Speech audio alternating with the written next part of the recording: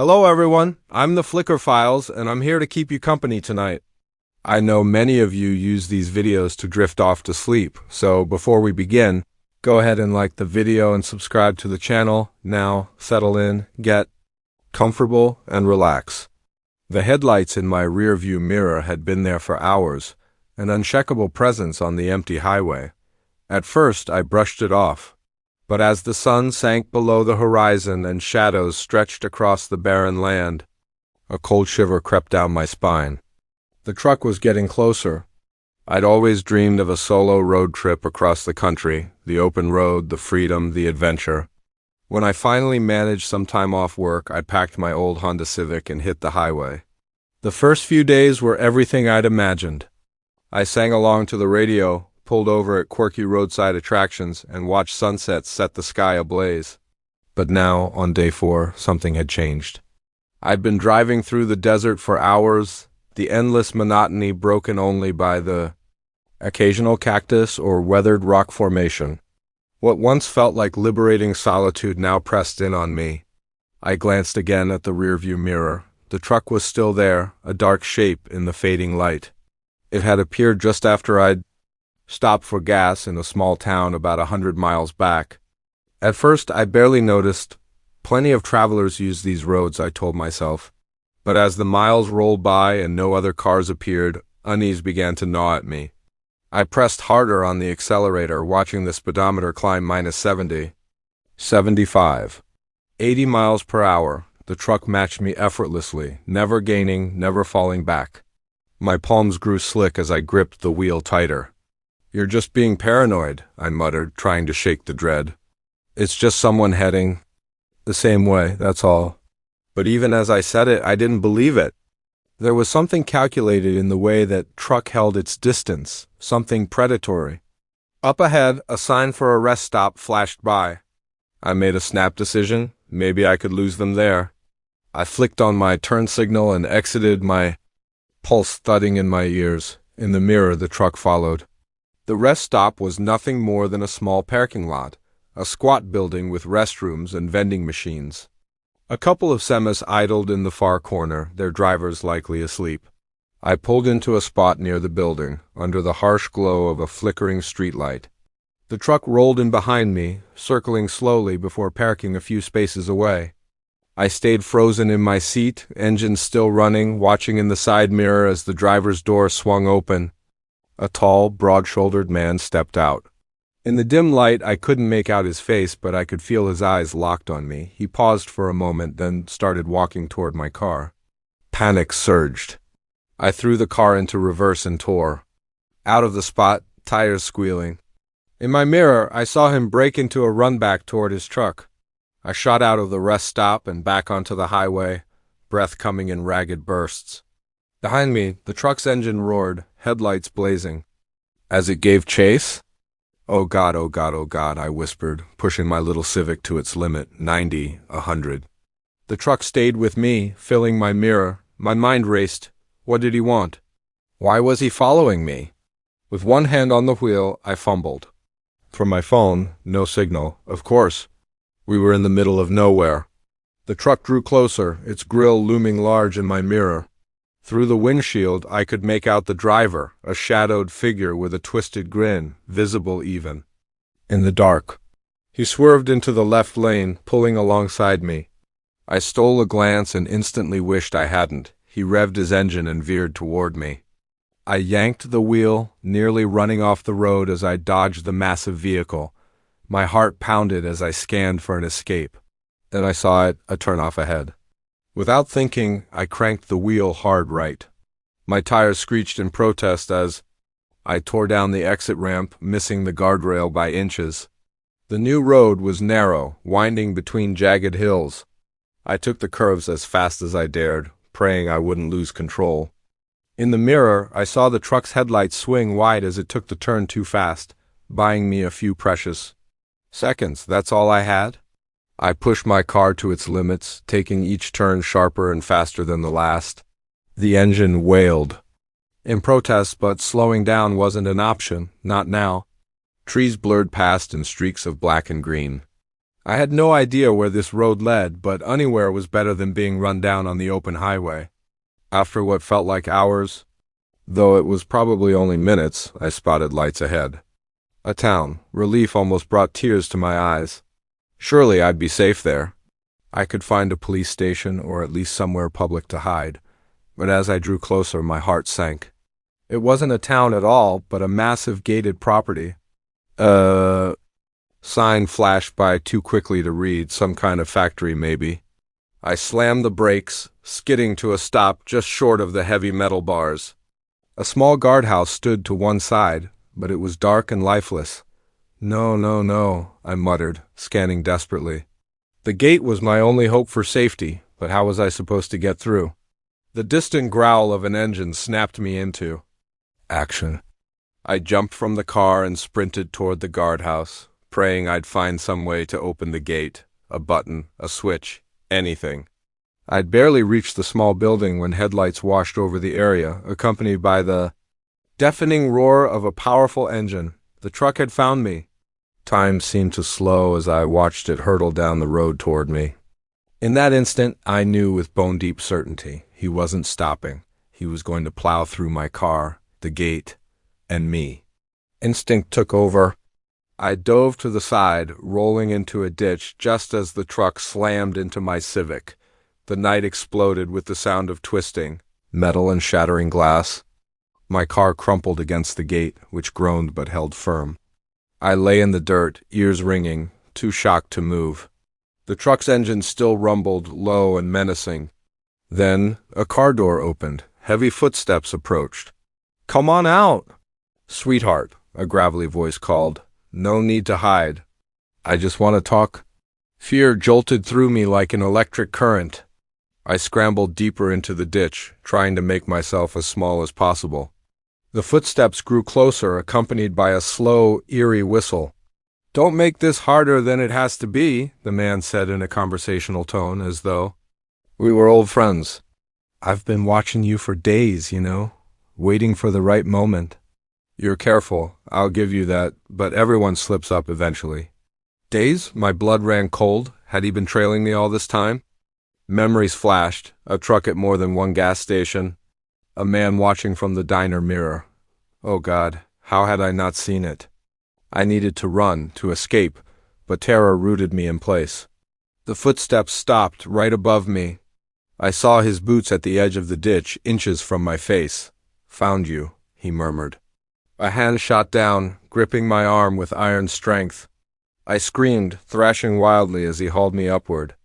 In the moonlight, his face came into view, weathered with cold eyes and a cruel smile. "Let me go." I yelled, kicking and clawing, but he was far stronger. He held me at arm's length with ease as I fought. "Feisty," he chuckled. "I like that. Makes things interesting." He began dragging me toward the truck, and I knew, if he got me inside I was done for. Desperation surged. I twisted in his grip and bit down on his arm as hard as I could.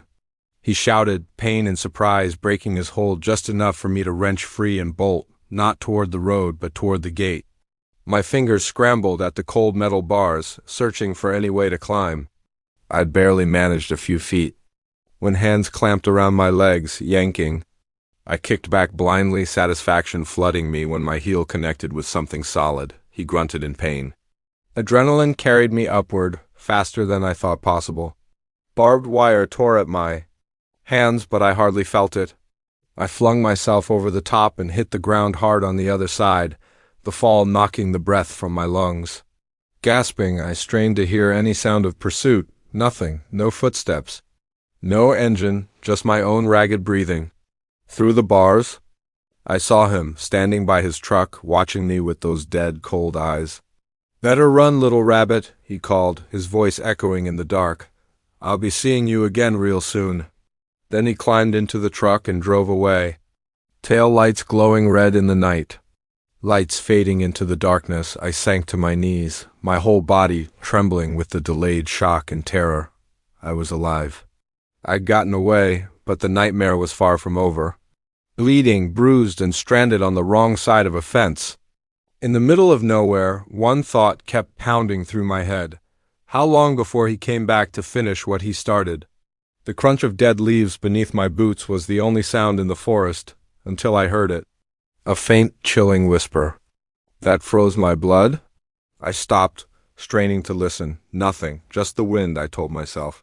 But as I stood there in the deepening twilight, I couldn't shake the feeling that someone was watching from the shadows. I'd always loved hiking, the thrill of venturing into the wild and testing my limits. This trail in the Appalachians was meant to be my ultimate challenge, a week-long solo trek through some of the most remote wilderness on the East Coast. I prepared for months, poring over maps, upgrading gear, and training until I was in the best shape of my life.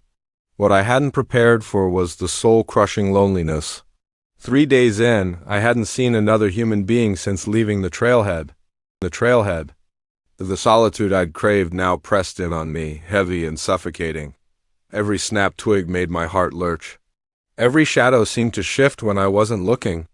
"Get it together, Mike," I muttered, shaking my head to banish the creeping paranoia. "You wanted solitude, remember?" Hitching my backpack higher, I kept going. The trail wound deeper into the forest, trees crowding tighter together, shutting out what little light remained. I switched on my headlamp. Its narrow beam barely cut through the darkness ahead. That's when I saw it. A flicker of light between the trees, so faint I thought I'd imagined it. I blinked. Gone. No, there it was again. A warm yellow glow, candlelight. My pulse quickened. A cabin, maybe. Out here? It wasn't marked on any of my maps. Still, the promise of shelter and maybe company was too tempting to ignore. I left the trail, pushing through thick underbrush toward the glow. As I drew closer, the cabin took shape. It was old, ancient, almost, its log walls silvered with age, the roof sagging under years of wear. But in one small window, a light still flickered like a candle flame. Cautiously, I stepped onto the porch. The boards groaned beneath me. Something in my gut tightened. The hairs on my neck stood up. That feeling, the one of being watched, slammed back into me stronger than ever. Before I could talk myself out of it, I tried the handle. It turned easily. The door swung open with a long, eerie creak. "Hello?" I called, poking my head inside. "Anyone home?" Silence. The cabin was a single room, dimly lit by a lantern on a rickety table. Dust lay thick over every surface. Cobwebs sagged in the corners. It looked like no one had set foot here in years, yet the lantern was burning. And on the table beside it sat a steaming mug of coffee. My breath caught. Someone had been here, and recently. But where were they now? Every instinct screamed for me to turn and leave, to get back on the trail. But exhaustion and curiosity held me there. I stepped inside, letting my pack drop to the floor. The coffee's rich aroma was intoxicating after days of nothing but trail mix and protein bars. I picked up the mug, its warmth seeping into my chilled fingers. Just one sip, I thought. It can't hurt. I raised it to my lips and froze. On the far wall hung a corkboard. It was covered with photographs, dozens of them. All hikers. And in every single shot, barely noticeable unless you looked closely, a dark figure lurked in the background. The mug slipped from my fingers, shattering on the floor. I stumbled back, heart pounding so hard I thought it might burst. Then I heard it, footsteps, slow, deliberate, coming up the porch. Panic surged. I searched frantically for somewhere to hide, but the cabin was too small, too open. The footsteps grew louder, each creak of the boards like a gunshot in the stillness. My eyes landed on a small window on the far wall. Without thinking, I lunged for it, shoving it open and scrambling through just as the door began to swing wide. I tumbled to the ground outside was soft, the fallen leaves cushioning my impact. For a moment I lay there, too terrified to move. From inside the cabin came the sound of deliberate footsteps, slow, measured. Then a voice, low and gravelly, slithered through the darkness, sending ice through my veins. "I know you're out there," it said. "I can smell your fear." I scrambled to my feet and bolted, uncaring about the noise I made as I tore through the underbrush. Branches lashed at my face, roots snatched at my ankles, but I didn't slow. I just ran, blind panic propelling me deeper into the forest's suffocating dark. I couldn't tell how long I'd been running, minutes or hours. Eventually, I collapsed against a tree, lungs burning, legs trembling. I held my breath, listening for any sound of pursuit. Nothing, only the pounding of my heart. As the adrenaline ebbed, fragments of rational thought returned. One had to get out of these woods, and fast. But my frantic escape had erased all sense of direction. My backpack, with my food, water, and map, was still back at the cabin. I had nothing but the clothes on my back and my headlamp, which chose that moment to flicker ominously. "Think, Mike." "Think," I muttered, forcing myself to steady my breathing. The North Star. If I could find it, I could at least figure out which way to go. Tilting my head back, I searched for a break in the canopy. That's when my blood froze. Not 20 feet away, a figure stood perfectly still between the trees. In the dim light, I could just make out the outline, tall, skeletal. I blinked, and it was gone. A trick of the shadows, I told myself. It had to be. But then it appeared again, closer this time. And again, on the opposite side, it was playing with me. A twig snapped behind me. I spun around, nothing. But when I turned back, the figure was right in front of me. For an instant, I saw pale skin, hollow eyes, and a mouth twisted into a feral grin. Then it lunged. I screamed, stumbling backward over a root and slamming into the ground. I scrambled away on all fours, bracing for the feel of its hands closing around me, but when I looked back, the clearing was empty. Had I imagined it? Was my mind breaking? A low chuckle rippled through the trees, echoing from everywhere and nowhere at once. "Run all you want," that gravelly voice said. "You'll never leave my forest." I staggered upright and ran again, sheer terror lending me impossible speed.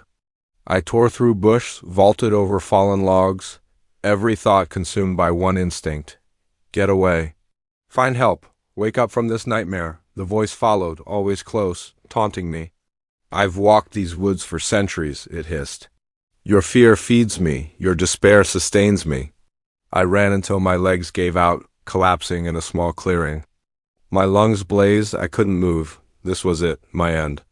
Alone in the woods, hunted by whatever that was. Then cutting through the night came a new sound, a dog barking, voices, human voices, calling out. Beams of flashlights pierced the darkness. "Hello," I croaked, my throat raw. "Help? I'm over here." The voices grew louder. I heard my name. Park rangers.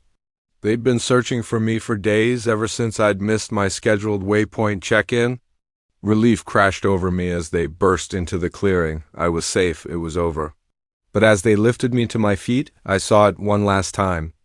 Pale face lingering in the shadows, those sunken eyes brimming with hunger and hate. Then it melted into the forest. The rangers told me I was lucky to be alive. Exposure, dehydration, a concussion from my fall. By all rights, I shouldn't have survived. They didn't believe my frantic account of the cabin or the thing in the woods. In time, even I began to wonder if it had all been a fevered hallucination. But sometimes, late at night, I still hear that gravelly chuckle. And I know deep down that somewhere in the black heart of that forest, something is waiting, watching, hungry for the next careless hiker to stray off the trail. I'll never return to those woods. Yet part of me, the part that wakes screaming from dreams of pale skin and jagged grins, wonders if I ever truly left. Because the moment I saw his eyes in the rearview mirror, I knew we'd made a terrible mistake. There was something unnatural in them, a coldness that pierced straight through me. And by then, it was already too late. By the time I realized something was wrong, we were already in his truck, miles from anywhere, with no way out. It had started as a perfect day. My girlfriend Sarah and I were on a road trip through the Southwest. Just the two of us, our battered Corolla, and the open road. We'd been together for 2 years. And this trip was our way of celebrating 3 weeks of freedom before returning to our jobs in the real world. The trouble began somewhere in the middle of Nevada. We were on a long, empty stretch of highway when our car started making a strange, rattling noise. I tried to ignore it at first, turning up the radio and telling Sarah it was probably nothing. But then smoke began billowing out from under the hood. "Damn," I muttered, pulling over to the shoulder. Sarah gave me a worried look as I climbed out to check the engine. I popped the hood and was instantly engulfed in a thick cloud of acrid smoke. Coughing, I waved it away and leaned in for a look. I'm no mechanic, but even I could tell it was bad. Something had blown and oil was splattered everywhere. "What's wrong?" Sarah asked, coming to stand beside me. I shook my head. "No idea, but we're not driving anywhere in this." We both glanced up and down the highway, nothing but endless desert shimmering in the late afternoon heat. We hadn't seen another car in over an hour. What do we do? Sarah's voice carried a sharp edge of panic. I pulled out my phone. No signal, of course. "I guess we wait and hope someone comes by," I said, trying to sound more confident than I felt. We sat on the hood, watching the sun sink toward the horizon. An hour passed, then another. The temperature began to drop sharply with the coming night, but still no cars. "We can't stay out here all night," Sarah said, shivering. "It's going to freeze." I was about to suggest walking to find cell service when headlights appeared in the distance. A truck was approaching from the direction we'd come. Relief flooded through me as I jumped up and waved my arms. The truck slowed and pulled over in front of us. It was an old pickup coated in dust and dents. The driver's door opened and a man stepped out. He was tall and wiry, probably in his 50s, with sun-weathered skin and a scraggly gray beard. He wore worn jeans and a flannel shirt despite the heat. "You folks having some trouble?" he called as he approached. I nodded. "Yeah, our car broke down. We've been stuck for hours." He leaned over the engine, gave it a glance, and shook his head. "That's not going anywhere without a tow. Nearest town's about 60 miles back." My heart sank. We'd never make it that far on foot, especially not at night. He seemed to read my thoughts. "I can give you a lift if you like. I'm heading that way anyway." I glanced at Sarah. She looked hesitant, and I couldn't blame her. Climbing into a stranger's vehicle in the middle of nowhere went against every instinct. But what other choice did we have? "That would be great," I said. "Thanks." We grabbed our backpacks from the Corolla and climbed into his truck. It smelled faintly of cigarettes and something else I couldn't quite place. The man introduced himself as Earl as he started driving. At first, everything seemed fine. Earl made small talk, asking about our trip and where we were from. But after a while, I began to notice things that set me on edge, the way his eyes kept flicking. To Sarah in the rearview mirror, how he'd sometimes trail off mid-sentence as though lost in some private thought. And the smell, that odd scent I'd noticed earlier, was stronger now, metallic and vaguely sour. It reminded me of something I couldn't put my finger on.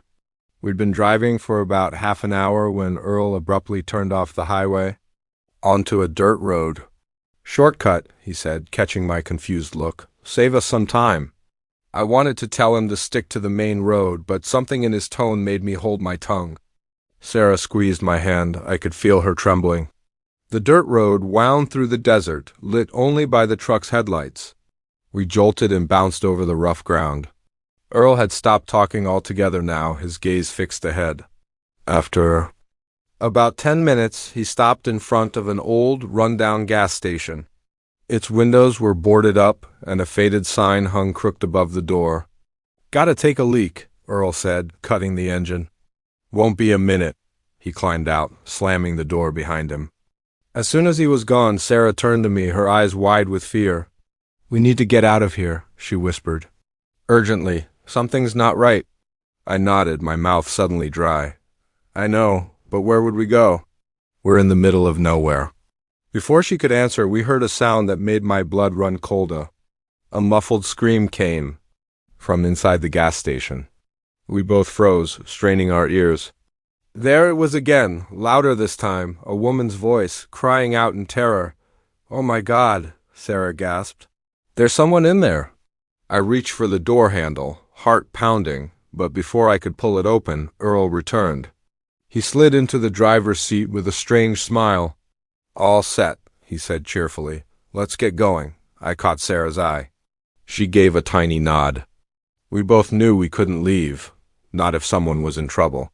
Actually, I said, trying to keep my voice steady, I need to use the bathroom too. Is it okay if I... Earl's smile vanished. No need for that. We're almost there. Please, I insisted. It'll just take a second. For a moment, I thought he would refuse, but then he shrugged. Suit yourself, but make it quick. I climbed out of the truck, legs trembling, and headed for the gas station. Behind me, I heard Earl's door open. I'll come with you, he said, far too casually. Make sure you don't get lost. Panic surged through me. I reached the door and tried the handle, locked. It's around back, Earl said, now uncomfortably close. I turned to face him, backing up until my spine hit the door. I heard someone screaming, I said, dropping all pretense. What's going on here? Earl's face twisted into a snarl. You should have minded your own business, boy. He lunged faster than I thought possible for a man his age. I ducked, feeling his fingers graze my hair, then shoved him hard, sending him stumbling back. I bolted. Sarah! I yelled.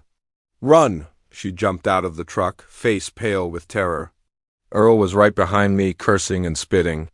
I grabbed her hand and we sprinted into the darkness.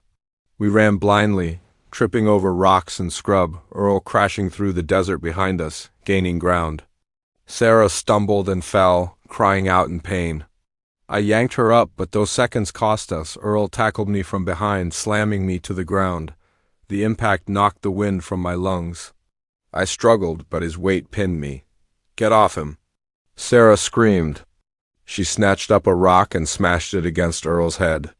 He grunted in pain and rolled off. I scrambled to my feet, gasping, but Earl was already rising, blood streaking down his face. You're going to regret that, he growled. He reached into his pocket and pulled out a wicked-looking knife. Moonlight flashed along the blade as he advanced. Time slowed. I scanned desperately for anything to defend us. Then I saw it, the glint of metal half buried in the sand. Pipe. Rebar, I didn't care. I dove for it just as Earl lunged at Sarah. My fingers closed around cold steel, and I swung without thinking. The pipe connected with a sickening crunch. Earl crumpled to the ground. For a moment, we stood there panting. Earl lay still at our feet. My mind reeled. We need to go now, Sarah said sharply. I nodded, still gripping the pipe. The gas station, we need to check. We approached cautiously. The back door was secured with a heavy padlock. I smashed it open, my hands trembling. Inside the air was dark and musty. We found a switch, and harsh fluorescent light flickered to life, revealing a scene from a nightmare. The room was lined with cages, and in them, I won't describe what we saw. Some things are better left unsaid, but we freed them. We called the police from the station's old landline. They arrived with ambulances and a swarm of FBI agents. Later, they told us Earl had been operating here for years, that we'd stumbled into something far bigger and darker than we could have imagined. They called us heroes. But in my dreams, I still see Earl's cold eyes in the rearview mirror. I still smell that metallic, sour stench. And I wonder how many other Earls are out there prowling lonely highways, waiting for a broken-down car. Sarah and I, we don't take road trips anymore. Some roads, once you've been down them, you never travel again. Once you cross that line, there's no return. The darkness was complete, thick, suffocating. I could hear my own ragged breaths, the heavy thud of my heartbeat, and then cutting through the silence like a blade, the unmistakable sound of someone working a lock on my front door. I'd always loved thunderstorms, the raw force of nature, the way the world seemed to pause and hold its breath. But this storm was different, sudden, wild, relentless. It swept in without warning, bringing with it a blackout that swallowed the entire city in shadow. At first I wasn't worried. Power cuts happened, especially in weather like this. I lit a few candles, dug out my emergency radio, and settled in to wait. The small, battery-powered set crackled with updates. Storm had knocked out electricity across most of the city, and it could be hours before the grid was restored. As the evening dragged on, annoying unease crept in. The quiet felt unnatural, broken only by the occasional growl of thunder. I lived alone on the third floor of an aging apartment building, and usually I could hear something: neighbors chatting, traffic humming below. Now there was nothing. I tried calling my sister, but the cell network was down too. Cut off from the world, I felt an isolating weight press in on me. It was close to midnight when I heard it, a faint, deliberate scratching at my door. My first thought was the neighbor's cat. It had a habit of wandering the halls, pawing for attention. But this wasn't random, it was measured, precise. Someone was trying to pick my lock. Cold fear slid through me, tightening around my chest. I froze, straining to listen. The sound went on, punctuated by the soft, calculated click of metal on metal. My thoughts raced. Who would try to break in during a citywide blackout? An opportunist? Or something far worse? I looked around frantically for a weapon, silently cursing myself for never taking my sister's advice to buy that baseball bat. The best I could find was a heavy flashlight. My palms were slick as I gripped it. The scratching stopped, silence, then a soft, sharp click, my lock disengaging. Panic surged through me. I had to stop them. Shaking, I crept to the door, hoping I could latch the chain before they came in. My fingers fumbled in the dark. Just as I was about to slide it into place, the door began to open. Time slowed. A pale, thin hand slipped through the gap. Without thinking, I slammed the door with all my strength. There was a sickening crunch and a cry of pain. The hand vanished, followed by the thud of a body hitting the hallway floor. Adrenaline roared through me. I shoved the door shut, locking everything I could. Flashlight raised like a club, I shouted, "I've called the police." "They're on." "Their way." My voice only barely hid my fear. It was a lie, of course. With the phones dead, I couldn't call anyone. But maybe it would make them leave. For a heartbeat, silence.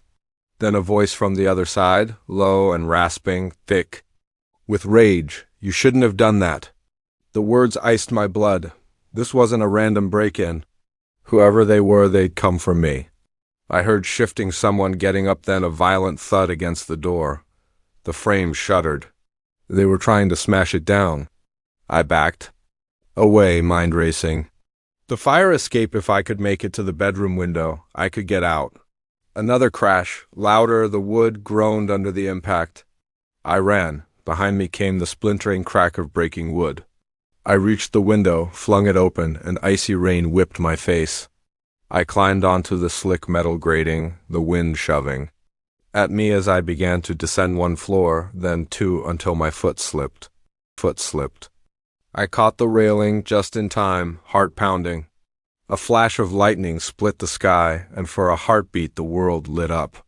There, looking down at me from my bedroom window, stood a figure. Tall, gaunt, with eyes that seemed to glow in the darkness. I scrambled down the final flight of stairs and leapt into the alley below, pain shooting through my ankles on impact. But I didn't dare stop. I ran.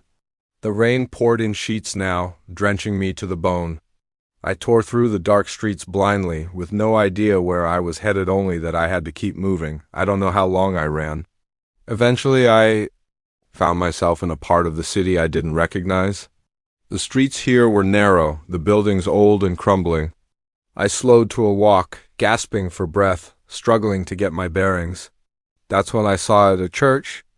A small, ancient-looking structure with a spire barely visible through the rain.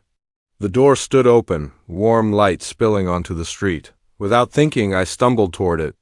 As I drew closer, I heard singing, a hymn, soft and soothing.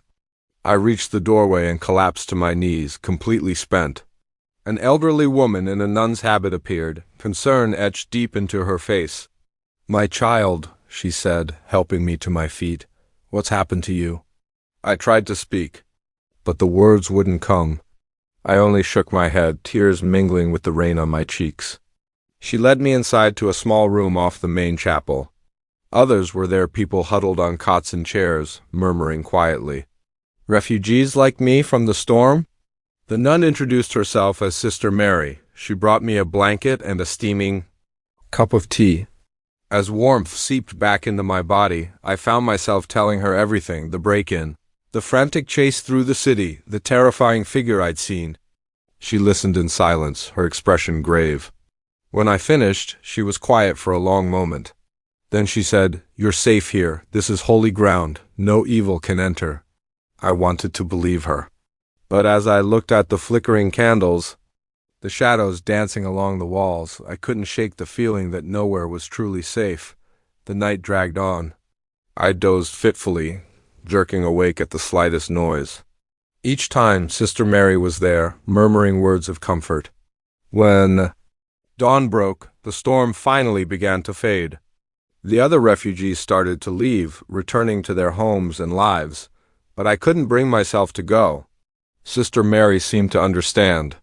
She brought more tea and sat with me as the morning light filled the room. "What am I going to do?" I asked, my voice barely a whisper. She took my hand, her skin soft and papery. "You survived," she said gently. "That's the first step. Now you heal." I nodded, unable to speak. But sitting there in that small room smelling of incense and old stone, I felt something I hadn't felt in hours. Hope. Later that morning, the police arrived. They took my statement, promised to investigate. But I saw the doubt in their eyes. No evidence, no witnesses, just another strange story in a city full of them. I couldn't return to my apartment. The thought of those eyes, that voice, was too much. Sister Mary helped me find a shelter, a place to stay while I figured out my next move. As I prepared to leave the church, she pressed something into my hand, a small silver cross on a chain. "For protection," she said with a gentle smile. I slipped it over my head, feeling its weight against my chest. "Thank you," I whispered. She nodded, her eyes kind.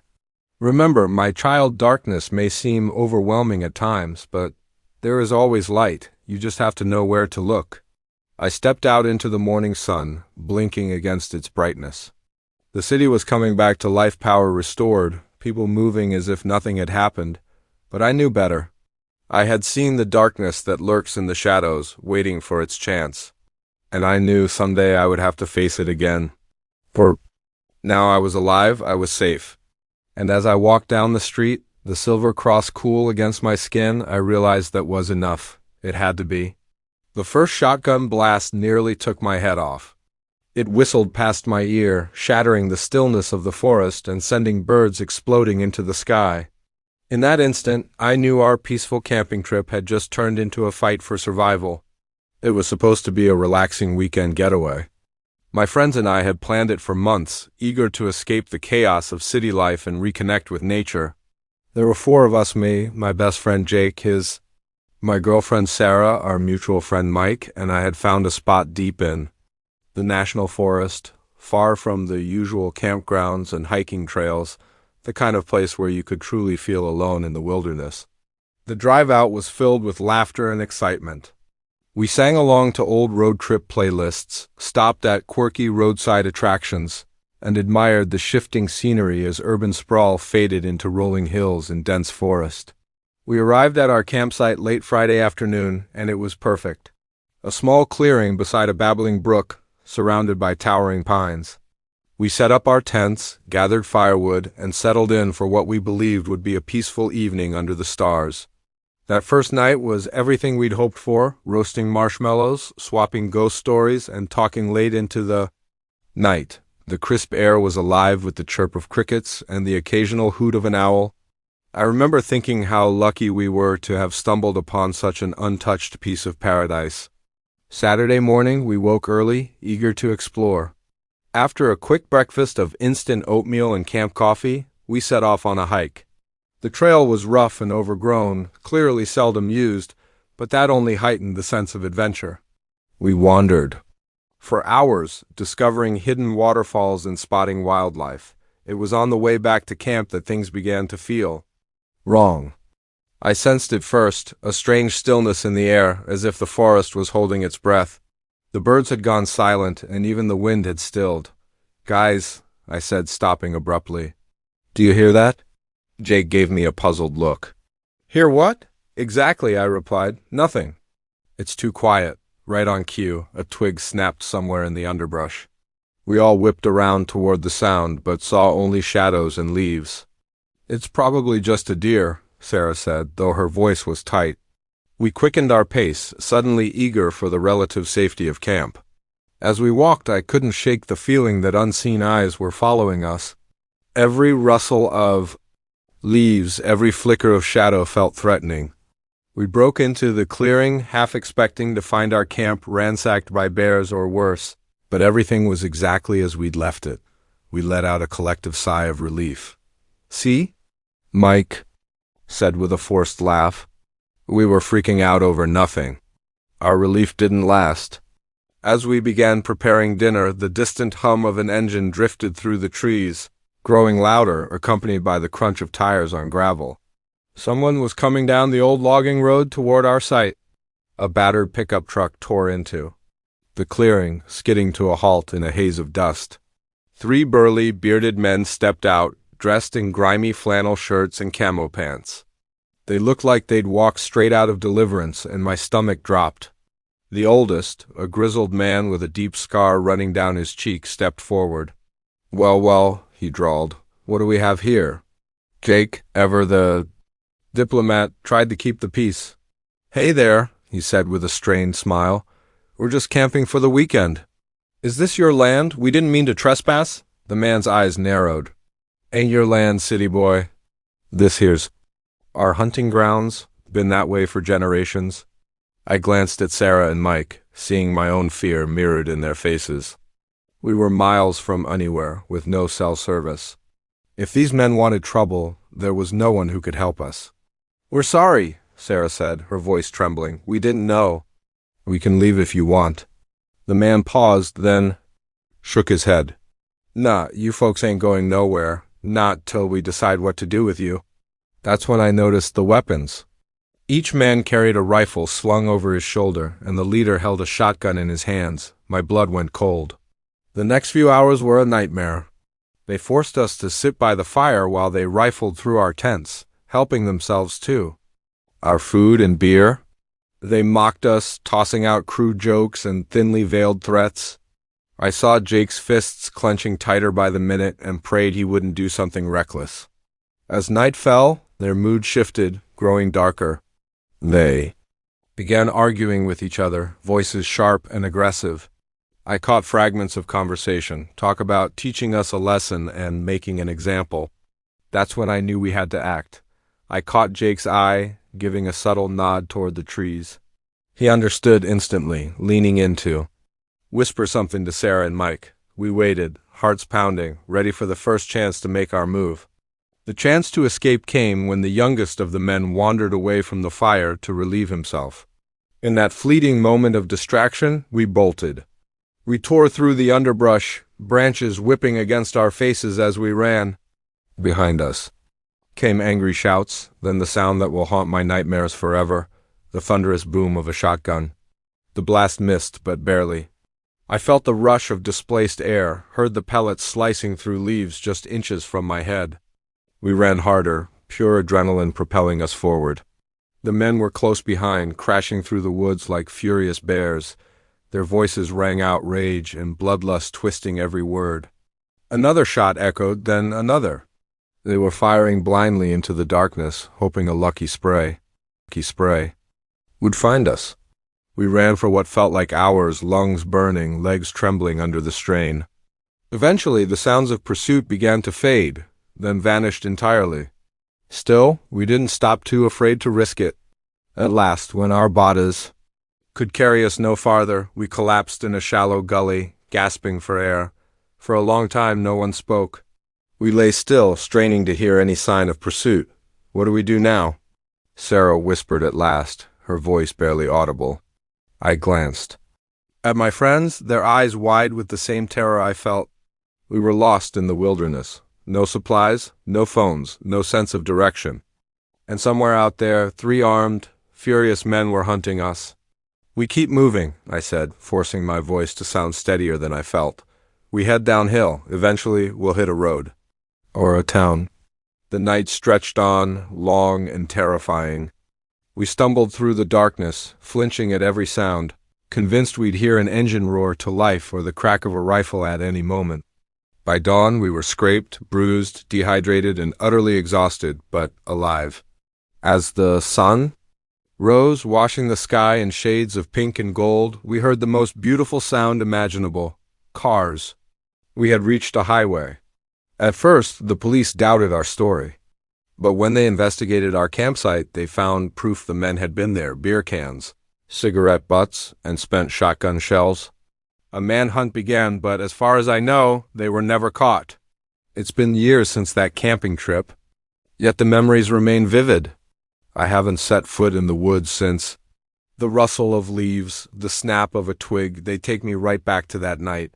My friends and I rarely talk about it, but sometimes when we're together, I catch one of them scanning the tree line, eyes sharp and wary. I know they're remembering too. We were lucky to survive. But I still wonder about those men. Are they still out there, waiting in those woods for the next unsuspecting campers to wander into their territory? I hope not.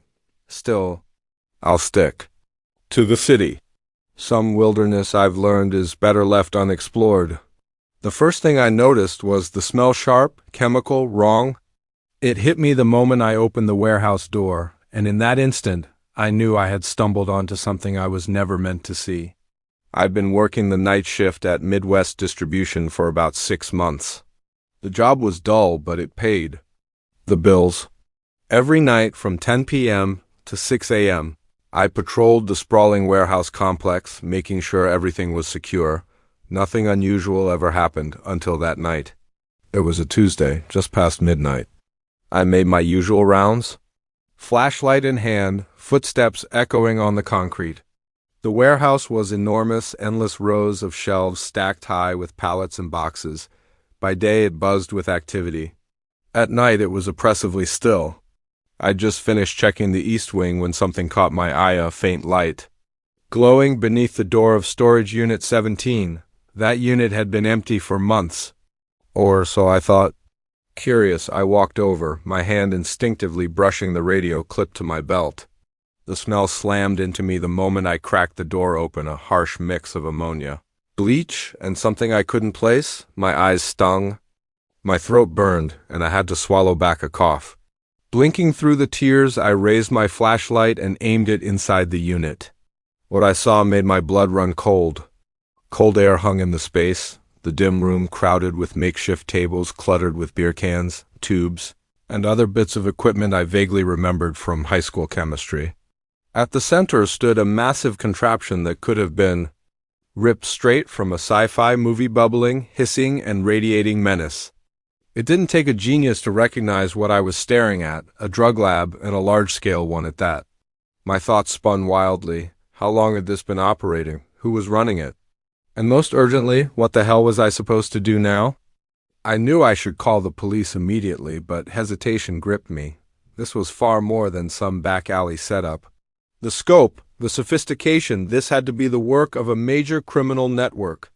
And if they could build a lab right under our noses, who knew how far their reach went? Frozen in place, my indecision shattered by a sound that made my blood run cold: footsteps, coming from deeper inside the unit. I killed my flashlight and crouched behind a stack of boxes, praying I hadn't been spotted. 2 men stepped out from behind a makeshift partition. Even in the dim glow, I could tell they meant trouble. One was tall and wiry, tattoos winding down his arms. The other was built like a linebacker, his shaved head and lifeless eyes sending a chill through me. They spoke in low, tense voices, and though most was muffled, I caught bits and pieces. "Shipment's late. Boss ain't happy. Told you we should have stuck with the Mexicans. These new guys are unreliable." "Yeah, well, money talks, and their product's as pure as it gets," the bigger man replied. I held my breath, willing myself into invisibility. They were between me and the exit. If they saw me, I wouldn't walk out alive. The conversation rolled on, touching on shipments, territory disputes, and a rival gang trying to muscle in. With every word, the weight of what I'd stumbled into grew heavier. After what felt like hours, but was probably only minutes, they disappeared back behind the partition. I waited until their footsteps faded, then inched toward the door. I slipped out and eased it shut behind me. The moment the latch clicked, I bolted. I didn't stop running until I reached the security office, lungs burning, sweat pouring down my face. Inside, I locked the door and collapsed into my chair, mind racing to process what I'd just witnessed. I reached for the phone to call the police, but a chilling thought stopped me cold. How had this lab been built without anyone noticing?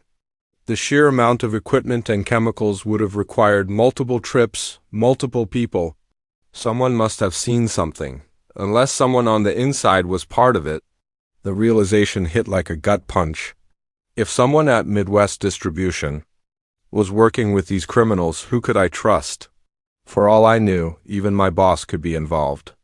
I sat there a long time, weighing my choices. If I went to the police now, I might tip off whoever was connected. They could destroy the evidence or come after me.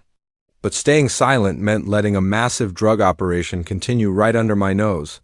In the end, I chose to wait. I needed more information to figure out who was safe to trust. For the rest of my shift, I kept my routine, forcing myself to look calm while my mind spun through possibilities and dangers. When 6 o'clock a.m. came, I clocked out as usual. But instead of going home, I drove to the library. I spent hours on their computers, researching drug rings, organized crime, and how to gather evidence without ending up in a morgue. That night, I returned to work prepared, armed with a small, high-quality camera and a voice recorder. It didn't take long to spot Mike, one of the forklift operators, making repeated trips to and from storage unit 17 each time. He glanced around like a man with something to hide before slipping inside. I snapped photos when I could, careful to stay unseen. Later, I caught him murmuring into his phone about product amounts and distribution channels. Over the next week, I compiled more evidence, photos, audio, and notes on suspicious movements and personnel. I stayed cautious, never lingering too long in one spot, but the danger was constant. These people weren't amateurs. Eventually, they'd realize someone was watching. With each passing day, my paranoia deepened. Every glance from a coworker felt loaded. Every stray noise sent my pulse skyrocketing. Sleep was rare, and every creak in my apartment jolted me awake. Finally, after 2 weeks of this, I knew I had enough evidence. It was time to go to the authorities, but I couldn't trust the local police. In a town this small, there was too great a risk of the wrong people catching wind of it. Instead, I contacted the State Bureau of Investigation. I sent them an anonymous tip along with some of the evidence I'd collected. Then I waited each day, a nerve-wracking ordeal, wondering if today would be the day they acted or the day I'd be discovered. It happened on a Friday night. I was halfway through my shift when the warehouse suddenly erupted with armed agents swarming in. They moved with precision, sealing exits and rounding up employees. From the shadows, I watched them breach storage unit 17, hearing the shouts, the chaos, the sounds of a struggle. Mike and several others were dragged out in handcuffs, their faces a mix of shock and fury. One agent approached, flashing a badge. "Sir, we need to ask you a few questions." I nodded, relief washing over me. It was over. I'd done the right thing. The next few hours blurred into interviews and written statements. I told them everything I knew, handing over every piece of evidence. They seemed impressed by how thorough my investigation had been. "You took a huge risk," one agent said. "These people, they're part of a cartel trying to set up in the Midwest. If they'd found out, they wouldn't have hesitated to kill you." Only then did the full weight of it hit me. I'd always known it was dangerous, but hearing it spelled out like that made me realize how close I'd come to disaster. In the end, my evidence didn't just bring down the lab, it crippled a large part of the cartel's Midwest operation. The agent told me I'd probably saved lives, kept countless kilos of drugs off the streets. I should have felt proud. Instead, I just felt drained and afraid. The State Bureau offered me witness protection, a new name, a new life, somewhere far away. Part of me wanted to refuse, to believe I could simply, but I knew better. The cartel would be hunting for the one who betrayed them. They had a long memory and an even longer reach. So I said, yes. I left behind everything and everyone I knew. Starting over wasn't easy. Some days I miss my old life terribly. But then I remember that night in the warehouse, the acrid stench, the bubbling chemicals. I think about the lives that could have been destroyed by those drugs, and I know I made the right choice.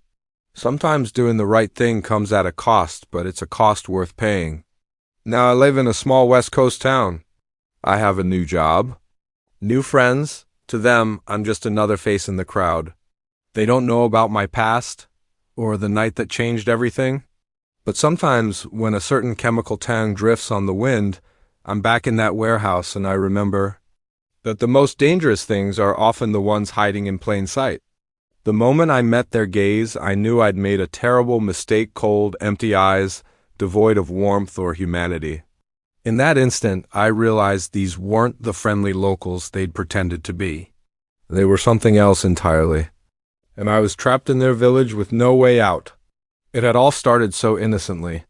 I was backpacking through Europe, living the dream I'd had since college, 3 months of freedom before the corporate grind began. I'd been having the time of my life, bouncing from one vibrant city to another, soaking in the culture, the history, the sheer aliveness of it all. But after weeks of crowded hostels and tourist-packed attractions, I was craving something different, something off the beaten path. That's when I met Carol and Magda at a little cafe in Prague. They were an older couple, probably in their 60s, with weathered faces and warm smiles. We got to talking and they told me about their village in the countryside. The way they described it sounded like paradisey, quaint houses, rolling hills, a simpler life untouched by the modern world. "You should visit," Magda said, her eyes twinkling. "We don't get many tourists. It would be a real Czech experience." It sounded perfect, a chance to see the authentic Czech Republic, far from the tourist traps. When they offered me a ride, I didn't hesitate. The drive took several hours, carrying us farther and farther from the city.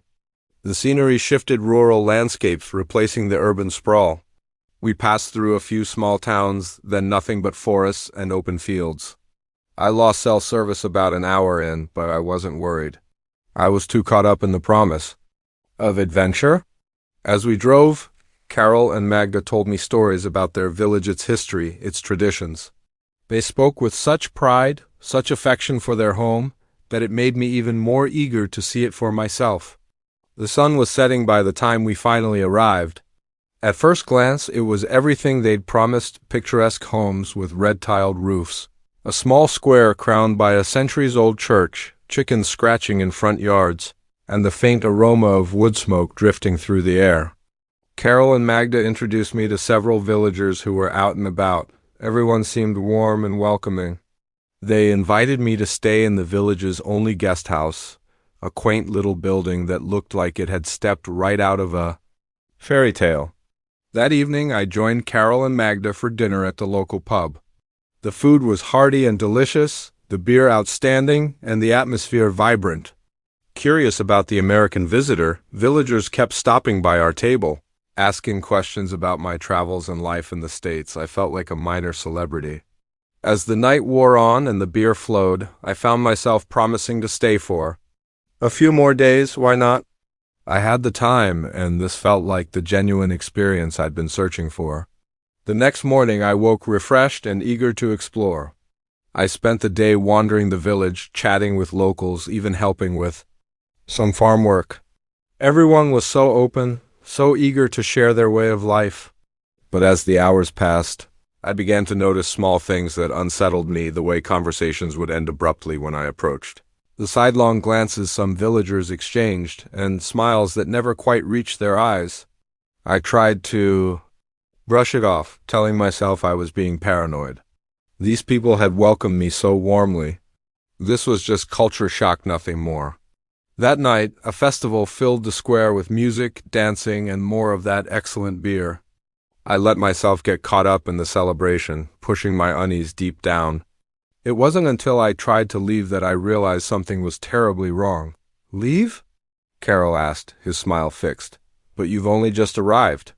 "You must stay longer." I laughed it off, saying I'd love to, but had a schedule to keep. Then I saw the fleeting glint of something cold and hard in his eyes. It vanished almost instantly, replaced by his usual warmth, but it chilled me. "I insist," he said, gripping my arm just a fraction too tightly. "We have so much more to show you." I glanced around and realized the villagers had gathered. Their faces still smiling, but their eyes watching me with a hunger that froze my blood. I muttered an excuse and hurried back to the guest house, heart pounding. Something was very wrong, and I needed to leave now. But the next morning, I found the road out of town blocked. Construction, they told me. It'll be clear in a day or two. Besides, aren't you enjoying your stay? Why rush? The following days passed in mounting panic. Every attempt to leave was thwarted. My phone still had no signal, and there wasn't a working landline anywhere. The villagers were always nearby, always watching, always smiling, those hollow, empty smiles. I played along, pretending all was well, while secretly searching for a way out. But it was becoming clear they knew exactly what I was doing. The mask of friendliness was slipping. It all came to a head on the fifth night, another festival, but unlike the others. The villagers wore strange masks, chanting in a language I couldn't understand. I watched from my window, terror gripping me, realizing this might be my last chance to escape. I waited until the celebration was in full swing, then slipped out the back of the guest house. I had a vague idea where the main road was. If I could reach the forest, maybe I could lose them and find another town. I'd barely reached the village edge when shouts erupted. They'd seen me. I ran, branches tearing at my face as I plunged into the darkness. Behind me, I heard them coming, dozens of them. Their chants had turned into howls, sounds not entirely human. I pushed on until my lungs burned and my legs were lead, but they were still behind me, closing in, calling to each other in that strange, guttural language. Just when I thought I couldn't go on, I saw lights, a highway. I burst from the trees, waving frantically at the oncoming headlights. The car screeched to a stop, and I nearly collapsed against the driver's door. "Please," I gasped. "Help me, they're coming." The driver, an older man, took one look at my wild eyes and torn clothes and unlocked the door. I scrambled inside just as the first of the villagers stepped out from the forest. As we sped away, I glanced back. They stood at the roadside, watching us vanish. Even from that distance, I could see their eyes glinting in the darkness. I never discovered what they wanted from me or why they were so intent on keeping me there. Part of me isn't sure I want to know. The police didn't believe a word of it. How could they? It sounded insane even to me. They found the village, of course, but it was deserted. No sign of Carol, Magda, or any of the others. Just abandoned houses and an old church. Sometimes I wonder if it truly happened, or if I imagined it all some kind of breakdown triggered by stress and culture shock. But then I'll catch sight of someone on the street, perhaps an older couple with weathered faces and warm smiles, and for a split second I'll see those eyes again, cold, empty, hungry. And I'll remember that sometimes the most dangerous places are the ones that seem most inviting. That evil can wear a friendly face, that some villages are best left undiscovered. I don't travel much anymore. The world suddenly feels smaller, darker. Yet, late at night, I still find myself staring at maps of Eastern Europe, searching for a village that doesn't exist, and wondering what might have happened if I'd stayed just one more day. The moment I saw the handwriting on the note, my blood turned to ice. It was the same jagged scrawl that had been appearing on our doorstep for weeks. But this time, the message wasn't outside. It was written on my bedroom mirror in what looked horrifyingly like blood. "I see you when you sleep." We'd moved into the old farmhouse 3 months earlier. My wife Sarah and I had dreamed for years of escaping the city, and when we found this place, 20 acres of land, a charming 19th century home, all for a price too good to be true, we leapt at it. We should have known better. The first few weeks were idyllic. We spent our days restoring the house, exploring the overgrown fields, and marveling at the silence. No honking horns, no sirens, only the wind through the trees and the occasional low from our neighbors' cows. At night, the stars blazed so brightly it took my breath away. Then the notes began. The first was harmless enough, a scrap of paper tucked under our welcome mat. "Nice house." We assumed it was from a neighbor, though the writing was odd sharp. Messy, almost childlike. A few days later came another, left on our porch swing. "You should lock your doors at night." This one made us pause. We always locked our doors, but that night I checked each one twice, a knot of unease forming in my stomach. The notes kept coming, left in increasingly impossible places beneath a flower pot on our second. The far edge of the property, wedged into the inside frame of our bedroom window. Each one was more unsettling than the last. I like watching you. Your wife looks pretty when she sleeps. Soon we called the police. They came, took a report, but found nothing, no fingerprints, no footprints, no sign of how anyone could have entered our locked home. They dismissed it as a prank and suggested we get security cameras. We did more than that. I bought every device I could: cameras, motion sensors, alarms on every door and window. I installed floodlights that illuminated every inch of our property. I even purchased a gun, something I'd always been against, but fear has a way of rewriting your principles. For a while, it worked. The notes stopped. We started to relax, convincing ourselves it had been kids playing a cruel game. Then came the night I found the note on our bedroom mirror. I froze, staring, my mind refusing to process it. How had they gotten in? We had alarms, cameras, locks on every entrance. I'd checked them obsessively before bed, like I did every night. Sarah stirred in her sleep, and I quickly wiped away the words before she could see them. She'd been on the verge of a breakdown from the earlier notes, and this one would have shattered her. I spent the rest of the night combing through security footage, checking every feed, every sensor. Nothing, no movement, no alarms. It was as if the message had appeared out of thin air. The next morning, I called the police again. This time, they took it more seriously. They swept the house, dusted for prints, interviewed our neighbors, still had no news. "Look," the detective said, his face grim, "I'll be straight with you. This level of intrusion isn't normal. Whoever's doing this isn't just some kid pulling pranks. You might want to consider staying somewhere else for a while." But we had nowhere else to go. We'd poured every cent we had into this house, and part of me, the part not entirely consumed by fear, burned with anger. This was our home, and I'd be damned if I let some lunatic drive us out, so we stayed. I took time off work, spending my days patrolling the property with my gun, jumping at every noise. Sarah was a wreck, barely sleeping, constantly glancing over her shoulder. We argued more than we had in 10 years of marriage, the strain gnawing at our relationship. The notes kept coming, always in impossible places, inside a locked drawer, on the center of our perfectly made bed, carved into the bark of a tree I swore had been unmarked the day before. We tried everything. I set tripwires, installed more cameras, even scattered flour across the floors to catch footprints. Nothing worked. It was as if we were dealing with a ghost. Weeks dragged by, and the unrelenting fear began to erode us. I lost weight, and dark circles formed under my eyes from sleepless nights. Sarah began talking about seeing shadows out of the corner of her eye, hearing whispers in empty rooms. I worried she was losing her grip on reality. Hell, I worried I was losing mine. Then came the night that changed everything. I woke to Sarah screaming. I shot upright, fumbling for the gun I now kept on my nightstand.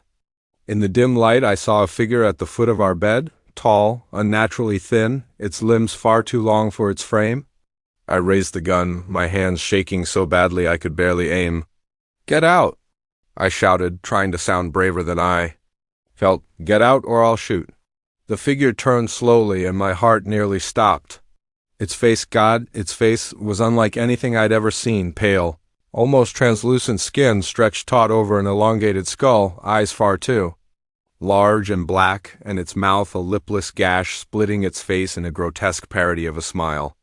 I fired. The gunshot was deafening in the small room. The figure jerked as the bullet struck, but it didn't fall.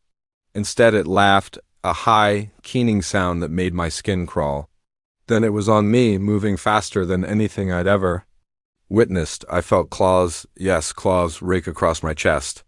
I screamed, firing wildly, but it was like trying to shoot smoke. Sarah was still screaming, but she sounded distant. Everything distant except the pain and those terrible black eyes boring into mine. I don't know how long the attack lasted. It felt like hours, but it must have been moments. Then the weight was gone. I blinked, trying to clear my vision. The thing stood by the window now, silhouetted against the night sky. It turned to look at us one final time, and I swear it smiled. Then it was gone, vanishing so fast it was like it simply ceased to exist. The police came, of course. They found bullet holes in the walls and claw marks across my chest, but no other evidence, no fingerprints, no DNA, nothing to suggest anyone else had been there. They think we're crazy, that we did this to ourselves, driven mad by stress and paranoia. Maybe they're right. Sometimes I wonder if it would be easier to believe that. We didn't stay in the house after that night. Couldn't stay. We packed what we could carry and left the next morning, abandoning everything else. Now we move constantly, never in one place for too long. Hotels, motels, short-term rentals. Always looking over our shoulders. Always waiting for the next note to appear, because they still do, not as often, but enough to remind us it's still out there. Still watching, still waiting. I don't know what it is, some kind of monster, a demon, a ghost? Does it even matter? All I know is it's real, and it's not done with us. Sometimes, late at night, I think I see a tall, thin shadow outside our window or catch a glimpse of impossibly black eyes in a crowd. And I wonder how long we can keep running, how long before it decides to do more than watch. If you're reading this, take my advice. If you find a house that seems too good to be true, it probably is. And if you start receiving notes from someone who couldn't possibly be there, run, and don't look back.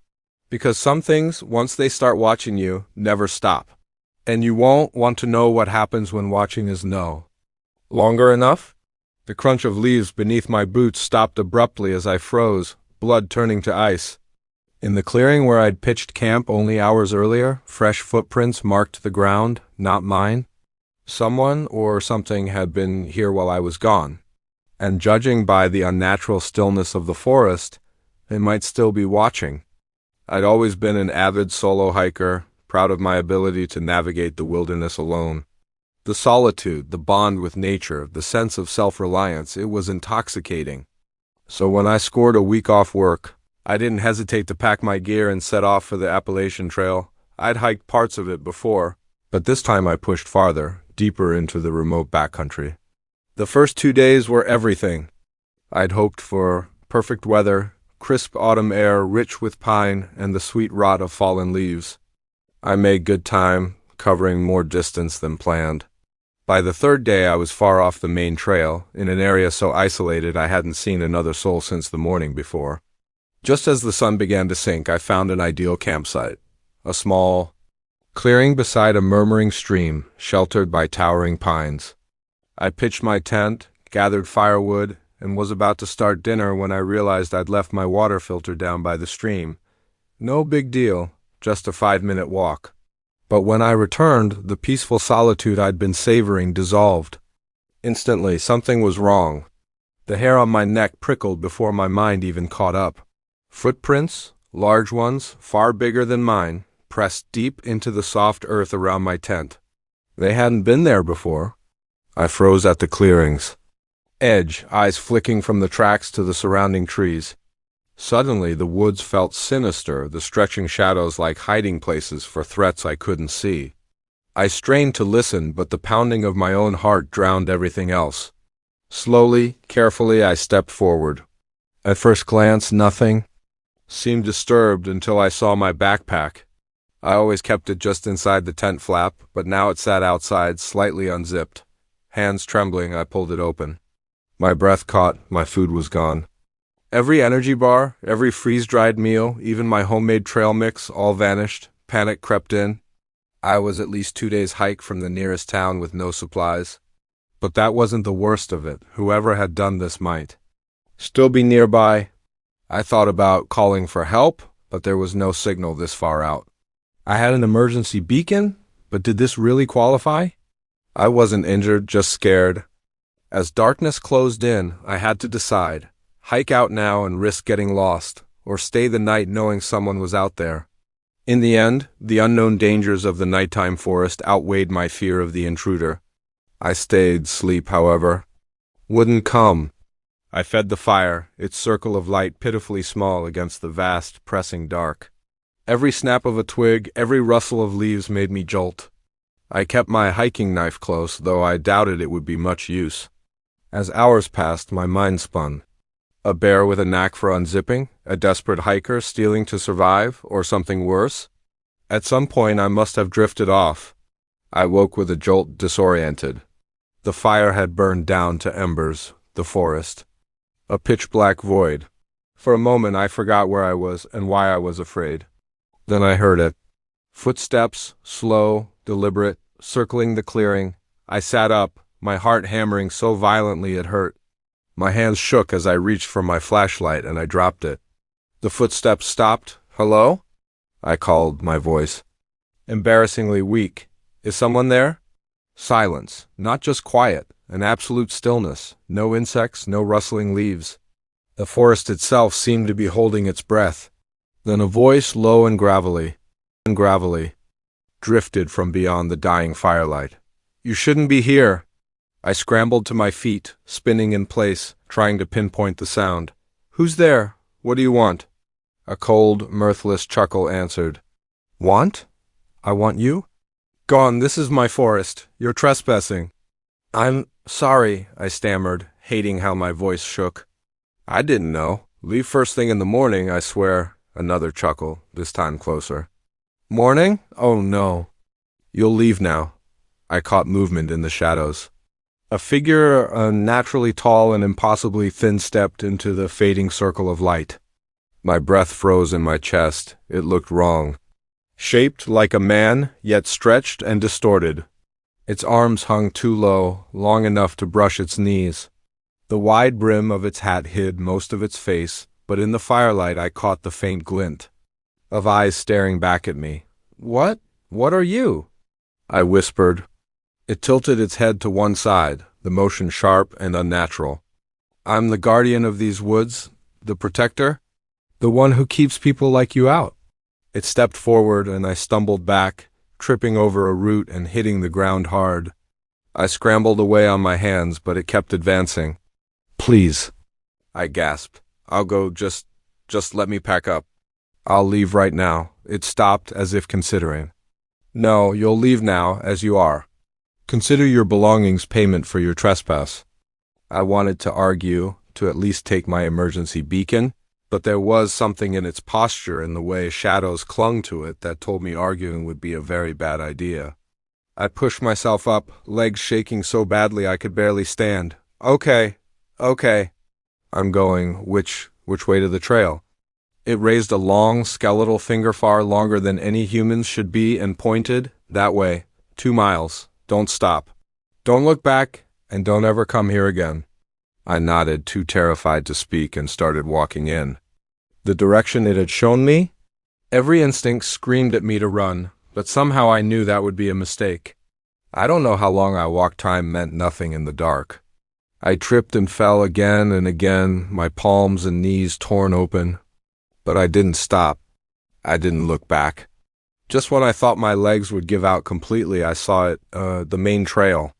Relief nearly brought me to tears. The instant my feet touched the packed earth, I ran. I ran until my lungs burned, until spots swam in front of my eyes. I ran until I saw signs of civilization, a trail marker, then a parking lot. Only one vehicle was there, an old pickup. An elderly man was climbing out, probably for an early hike. His eyes widened when he saw me, wild-eyed, dirt-streaked, bloodied, shivering in just a t-shirt and shorts despite the cold. "Good Lord. Son, what happened to you?" I opened my mouth, but no words came. How could I explain? What would he think? Finally, I managed to croak. "Got lost. Been walking all night." He nodded, though doubt flickered in his gaze. "Well, come on, then, let's get you to a hospital." As we drove away, I risked one last glance at the tree line. Just for a moment, I thought I saw it, tall, thin, watching us leave. I've never gone back to those woods, never hiked alone again. And sometimes I still wake in a cold sweat, hearing that gravelly voice. "This is my forest. You're trespassing." I don't know what I met that night, some local legend, a hallucination from fear and exhaustion, or something else entirely. But I do know this. There are places in this world where humans are not welcome. Places where the wilderness still has teeth. And when I see something tall and thin moving between the trees behind my house, I stay inside, lock the doors, and try to forget the night I learned some forests are better left unexplored. I should have known better than to pick up a hitchhiker on a night like that. Rain poured in sheets, turning the empty highway into a black, glassy ribbon of reflected headlights. But there he was alone on the shoulder, thumb out. I felt a pang of sympathy. I'd been in his position before. So I pulled over, my wipers shrieking across the glass. That was my first mistake. The smell hit me before I even saw his face, a damp, moldy scent that made my stomach twist. He slid into the passenger seat with a grunt of thanks, water dripping from his oversized raincoat. "Appreciate it," he mumbled, his voice muffled by the collar. His face was hidden beneath the hood of his coat. Not many folks would be out on a night like this. "No problem," I replied, trying to sound casual as I eased the car back onto the road. "Where you headed?" "Oh, just up the way a bit," he said vaguely, waving a gloved hand. "Don't want to be a bother. I'll let you know when to drop me." I nodded, keeping my eyes on the slick, glistening asphalt ahead. The rain, if anything, was coming down even harder now. Lightning flared in the distance, briefly lighting up the barren landscape around us. We drove in silence for a stretch. The only sounds the steady swish of the wipers and the relentless drumming of rain on the roof. I was just starting to relax when he spoke again, his voice low and gravelly. "So, what's your story?" I shot him a quick glance, caught off guard by the question. "My story?" He let out a dry chuckle, a sound like brittle leaves stirring in the wind. "Yeah, your story. What brings you out on a night like this? Running toward something or away from something?" I shifted in my seat, uneasy. There was something in his tone that set my nerves on edge. "Just heading home from a business trip," I said, keeping my voice as even as I could. Business," he murmured, nodding slowly. "Important work, I'm sure. Big decisions, big consequences." I frowned, not liking the direction this was going. "Look, I don't mean to be rude, but I'd rather not discuss my personal life." He lifted his hands in a placating gesture. "No offense meant, friend. Just passing the time. Long, dark road, after all." We fell silent again, but the air in the car had shifted. It felt heavier now, thick with unspoken tension. I caught myself gripping the wheel so tightly my knuckles had turned white. After what felt like an eternity, he spoke again. "You ever think about the choices we make? How one small decision can change everything?" I didn't answer, hoping he'd take the hint. No such luck. "Take you picking me up, for instance," he continued, his voice drifting into something almost dreamlike. "What if you'd driven past? What if I'd been standing a mile farther down? Funny how fate works, isn't it?" "I suppose," I muttered, wishing more than anything I'd trusted my first instinct and kept driving. Lightning flashed again, closer this time. And in that brief illumination I caught a clear glimpse of his face beneath the hood. What I saw made my blood run cold. His skin was pale, almost translucent, stretched over sharp cheekbones. But it was his eyes that froze me in place. They were pure black, without a hint of white, swallowing the light, bottomless pits staring straight through me. I must have made some sound because he turned fully toward me, those terrible eyes locking onto mine. "Something wrong?" he asked, lips curling into what might have been a smile on anyone else. But on him, it looked like a predator bearing its teeth. "No," I stammered, my heart hammering so loud I was sure he could hear it. "Just thought I saw something on the road." He nodded slowly, that horrific smile never fading. "The mind plays tricks, doesn't it? Especially on nights like this. Makes you see things that aren't there. Or maybe makes you see them as they really are." Sweat prickled down my spine. I needed him out of my car. Consequences. "Be damned.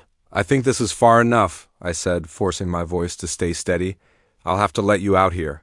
He tilted his head in a strange, bird-like motion.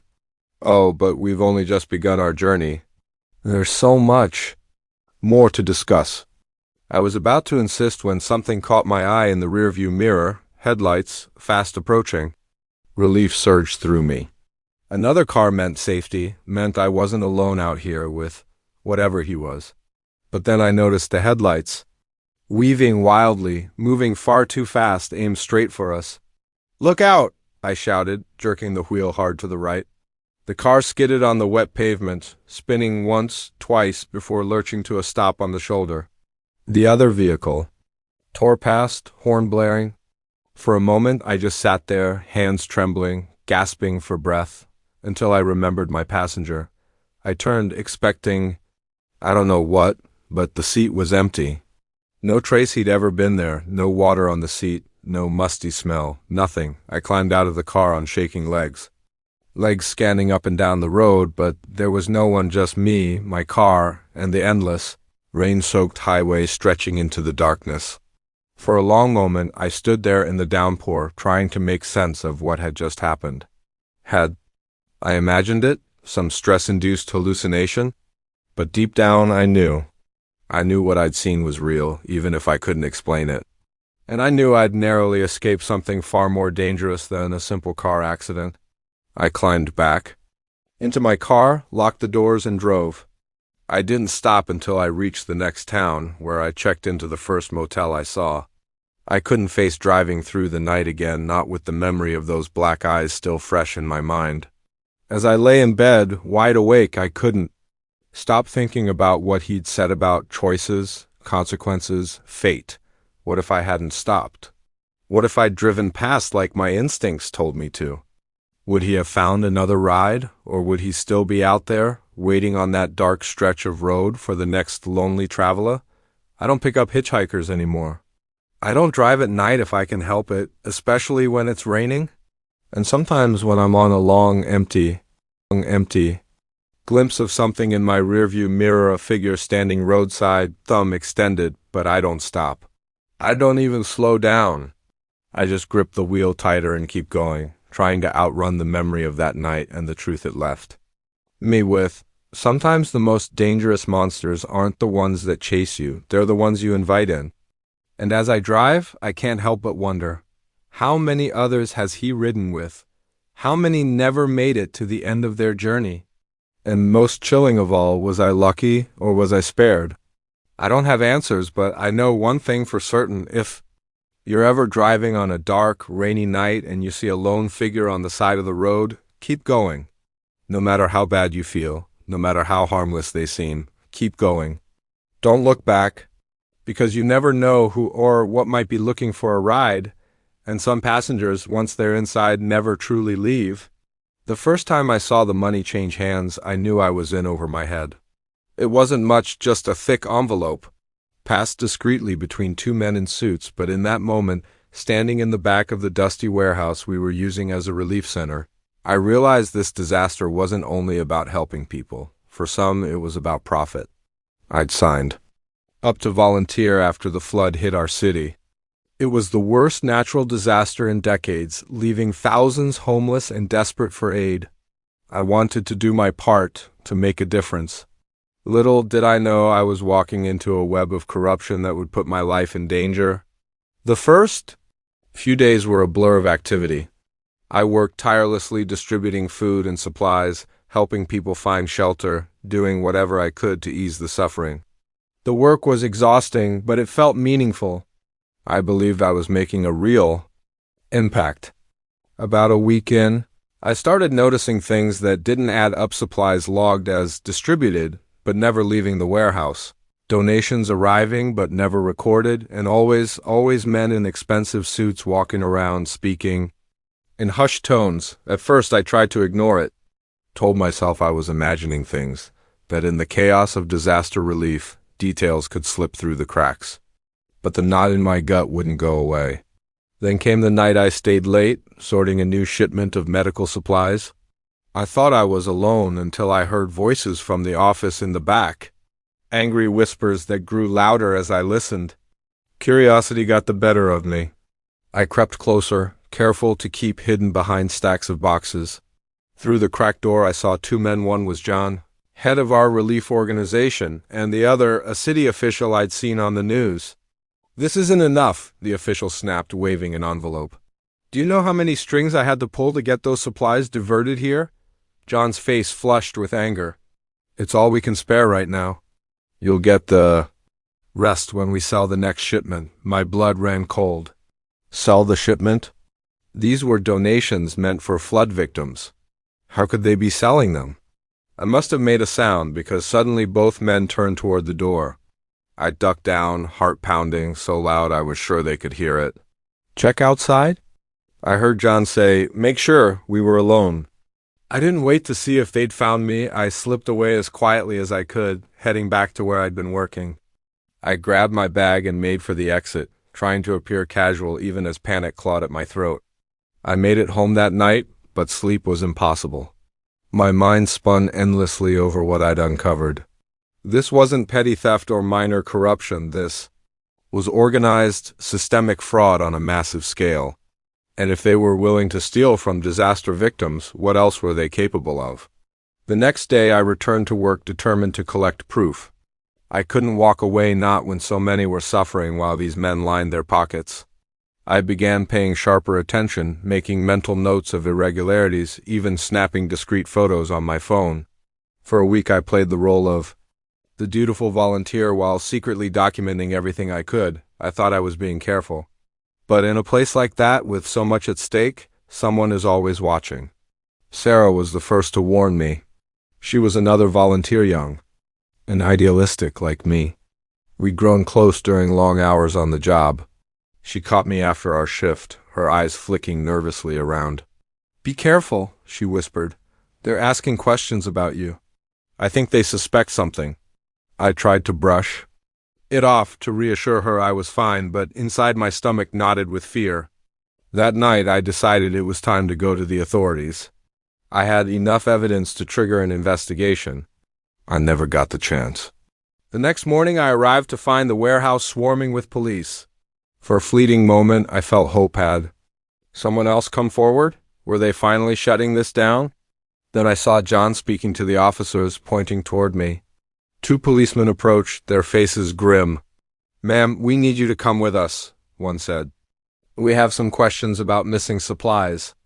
I was stunned. They were framing me. How had they turned it around so fast? The next 12 hours were spent in a small interrogation room, answering the same questions again and again. They showed me doctored logs with my signature, security footage edited to show me loading boxes into my car. Lies yet convincing ones. If I hadn't lived it, even I might have believed them. Eventually they let me go, but the message was clear. They had the power to ruin me if I didn't back off. I went home that night feeling defeated and afraid. How could I fight an organization with that kind of influence?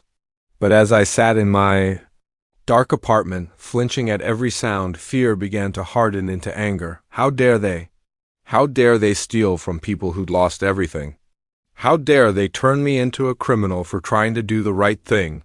I knew I couldn't take them on alone, but maybe I didn't have to. I thought of Sarah, of other volunteers who must have noticed something was wrong, and of the flood victims suffering because of this corruption. I started reaching out cautiously at first. A whispered exchange here, a pointed question there. I found others who'd seen things, who had suspicions but had been too afraid to speak. Together we began building a case. It wasn't easy. There were close calls times I was sure we'd been found out. Once I came home to find my apartment ransacked. Another time a car tailed me for hours. The fear was constant, a tight knot in my stomach that never eased. But we persisted gathering evidence, building a network of witnesses. Finally, after weeks of work, we took our findings to the state authorities. The investigation that followed was like nothing I'd ever experienced. Suddenly, I was meeting with FBI agents, giving depositions, helping unravel a web of corruption far beyond our small relief organization. The flood had been just the tip of the iceberg. John and his associates had been skimming disaster funds for years across the country. They had politicians in their pockets, judges on their payroll. It was bigger than I'd ever imagined. The day they were arrested was both exhilarating and terrifying. I watched from a safe house as the news showed John and the others led away, in handcuffs, But I knew it wasn't over people like that have long memories and a long reach. Not long after, I entered witness protection. New name, new city, new life. Sometimes I miss the one I left behind, the friends, the family. But then I think of the people we helped, the lives saved because we exposed the truth. It's been 5 years now. I still volunteer sometimes at soup kitchens or homeless shelters. I can't help it. The need to make a difference is still there. I still feel that pull to make a difference. I can't switch it off. But now I move with more caution, more aware of the shadows that can cling to even the noblest causes. Sometimes when I catch news of a natural disaster, I can't help but wonder, are there others out there right now fighting the same fight I once did, risking everything to expose the truth? I hope so. If there's one thing my experience taught me, it's that corruption thrives where light doesn't reach. It takes courage, people willing to step forward and shine that light, no matter the cost to drive it out. So if you're out there, if you witness something wrong, don't keep silent. Speak up, push back. It won't be easy. It might be the hardest thing you'll ever do, but it's worth it. Because in the end, the truth always matters. And maybe, just maybe, thanks to people like us, there won't be any shadows left for the corrupt to hide in. The moment I stepped into that diner, I knew something was off. The air felt heavy, charged with tension. Every eye turned toward me, their gazes a mix of suspicion, and was that fear? I should have left right then, gotten back into my car, and kept driving until this cursed strip of highway faded into nothing but a bad memory.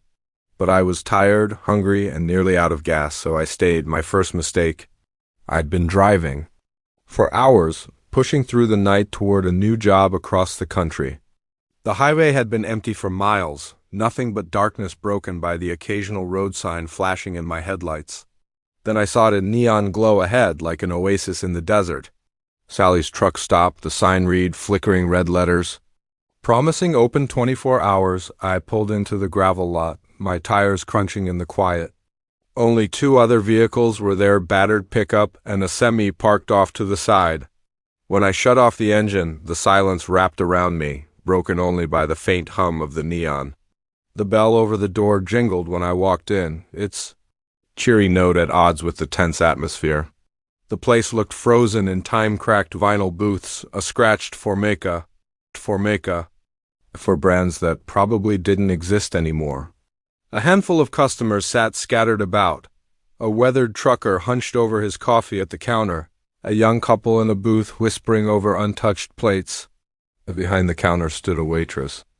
In her 60s, gray hair pulled into a tight bun. "Sit anywhere you like, hun," she called, her voice straying despite the friendly words. I slid into a booth, the vinyl squeaking under me.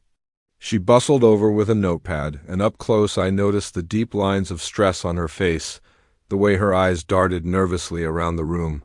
"What'll it be?" she asked, pen ready. "Just coffee for now, thanks. And maybe a menu." She nodded and turned away without another word. When she returned to pour my coffee, her hands trembled slightly. I was about to ask if she was all right when the bell over the door jingled again, and the tension spiked. 3 men walked in, all dressed in dark clothes, their expressions grim. The leader, a tall man with a scar slicing down his cheek, swept the room with cold, assessing eyes. When his gaze locked on mine, a chill ran through me. They sat at the counter.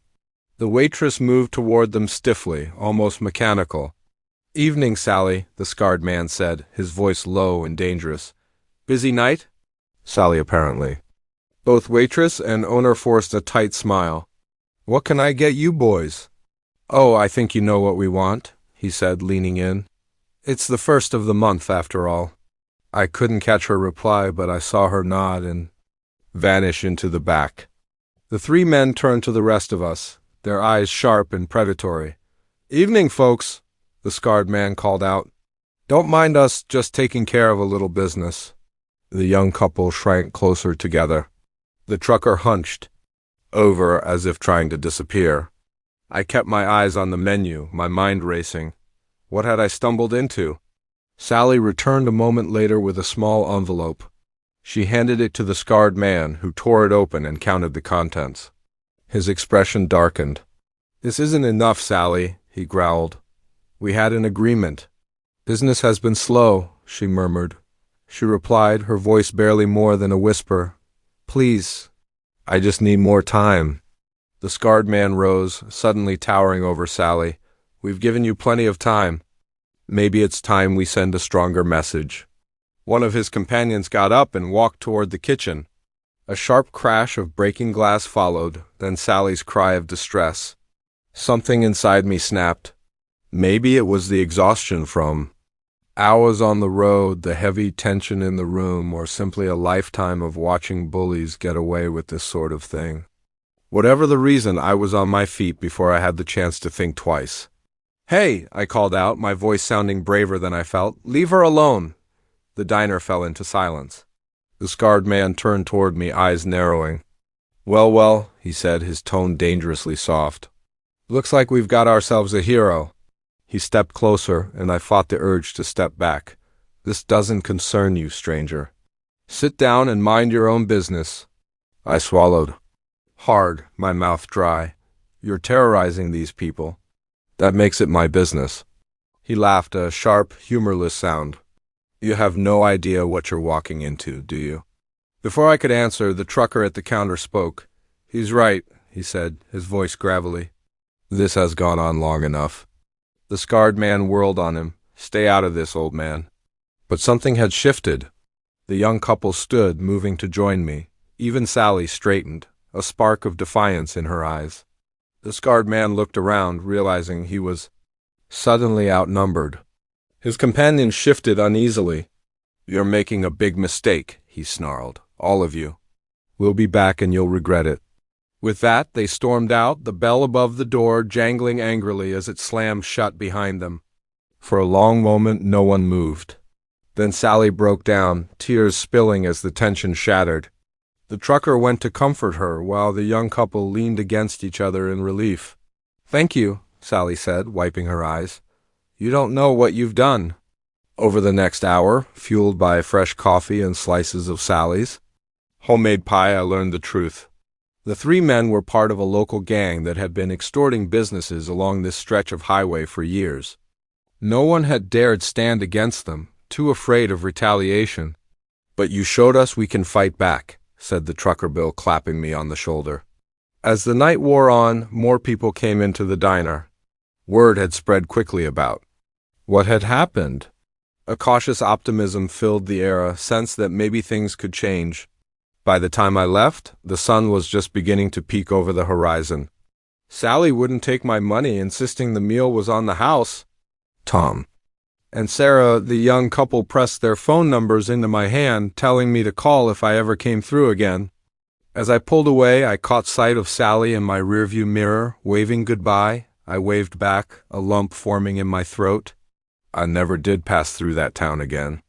My new job kept me busy, and life moved on. But I often think back to that night, too. Sally, Bill, and the others.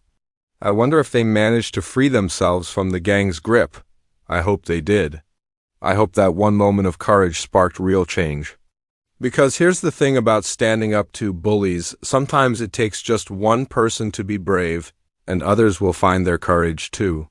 And sometimes, late at night on long drives, I'll see a diner glowing in the distance. I think about pulling over, stepping into another moment that might change everything. I never do, of course lightning doesn't strike twice. But I smile, remembering that night. Remembering that extraordinary things can happen in the most ordinary places. And I drive on, carrying with me the memory of the night I stumbled into. A small-town drama, and maybe, just maybe, change the course of history, even if it was only the history of one little diner on a lonely stretch of highway. The first time I saw my new neighbors, I thought they were the perfect addition to our quiet suburban street. The Andersons, Mike, Sarah, and their little girl looked like they'd stepped straight out of a Norman Rockwell painting. But as I stand here now, barricaded in my bedroom while Mike tries to break down the door, I realize how wrong I was. Perfection, it turns out, can hide the darkest of secrets. It all started a few months ago. I'd just come out of a messy divorce, struggling to rebuild my life in the house I'd fought so hard to keep.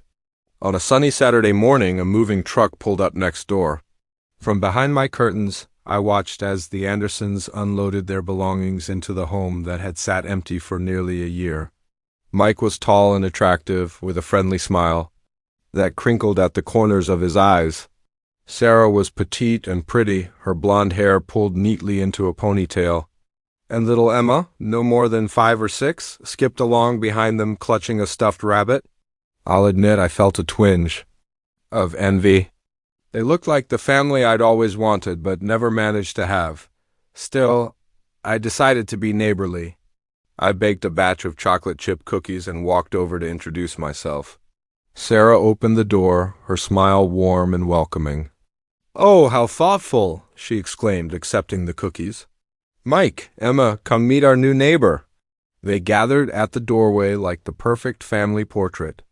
Mike shook my hand firmly. "It's great to meet you," he said. "We're looking forward to becoming part of the community." Emma peeked out from behind her mother's legs, shy but curious. I knelt to her level. "Hi there, Emma. Like your rabbit, does he have a name?" She nodded solemnly. "Mr. Flopsy," she whispered. I couldn't help but smile. They seemed so normal, so kind. How could I have known what was beneath the surface? Over the next few weeks, the Andersons slipped seamlessly into the neighborhood. Sarah joined the local book club.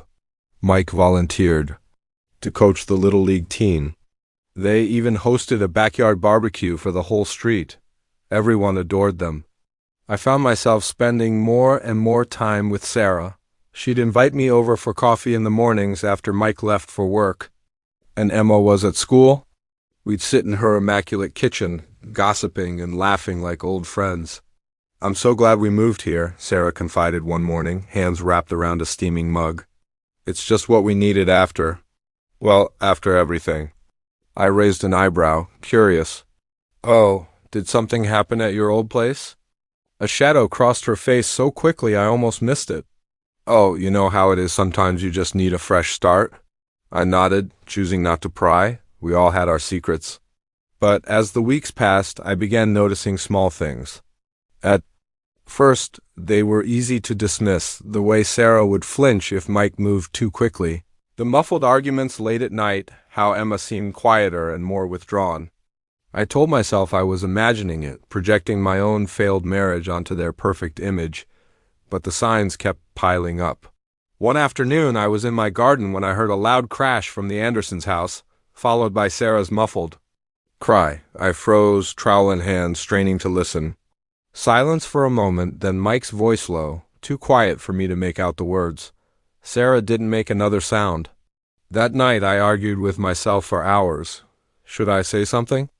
Do something? But what if I was wrong? What if I destroyed a family over nothing? In the end, I decided to speak to Sarah. I invited her for coffee the next morning, determined to bring it up gently. She arrived with a bruise on her cheek, poorly hidden beneath makeup. "Sarah," I said softly, "what happened?" She touched her cheek. I'm such a klutz, walked right into the kitchen cabinet. I took a deep breath. "Sarah, I heard something yesterday. Are you sure everything's okay?" Her eyes widened, a flicker of fear flashing before she forced a bright smile. Of course, Mike and I were very happy. I wanted to press her, but the look in her eyes stopped me. She wasn't ready to talk, and I couldn't force her. After that, things shifted. Sarah stopped inviting me over. When we passed on the street, her smile was tight, and Mike started watching me.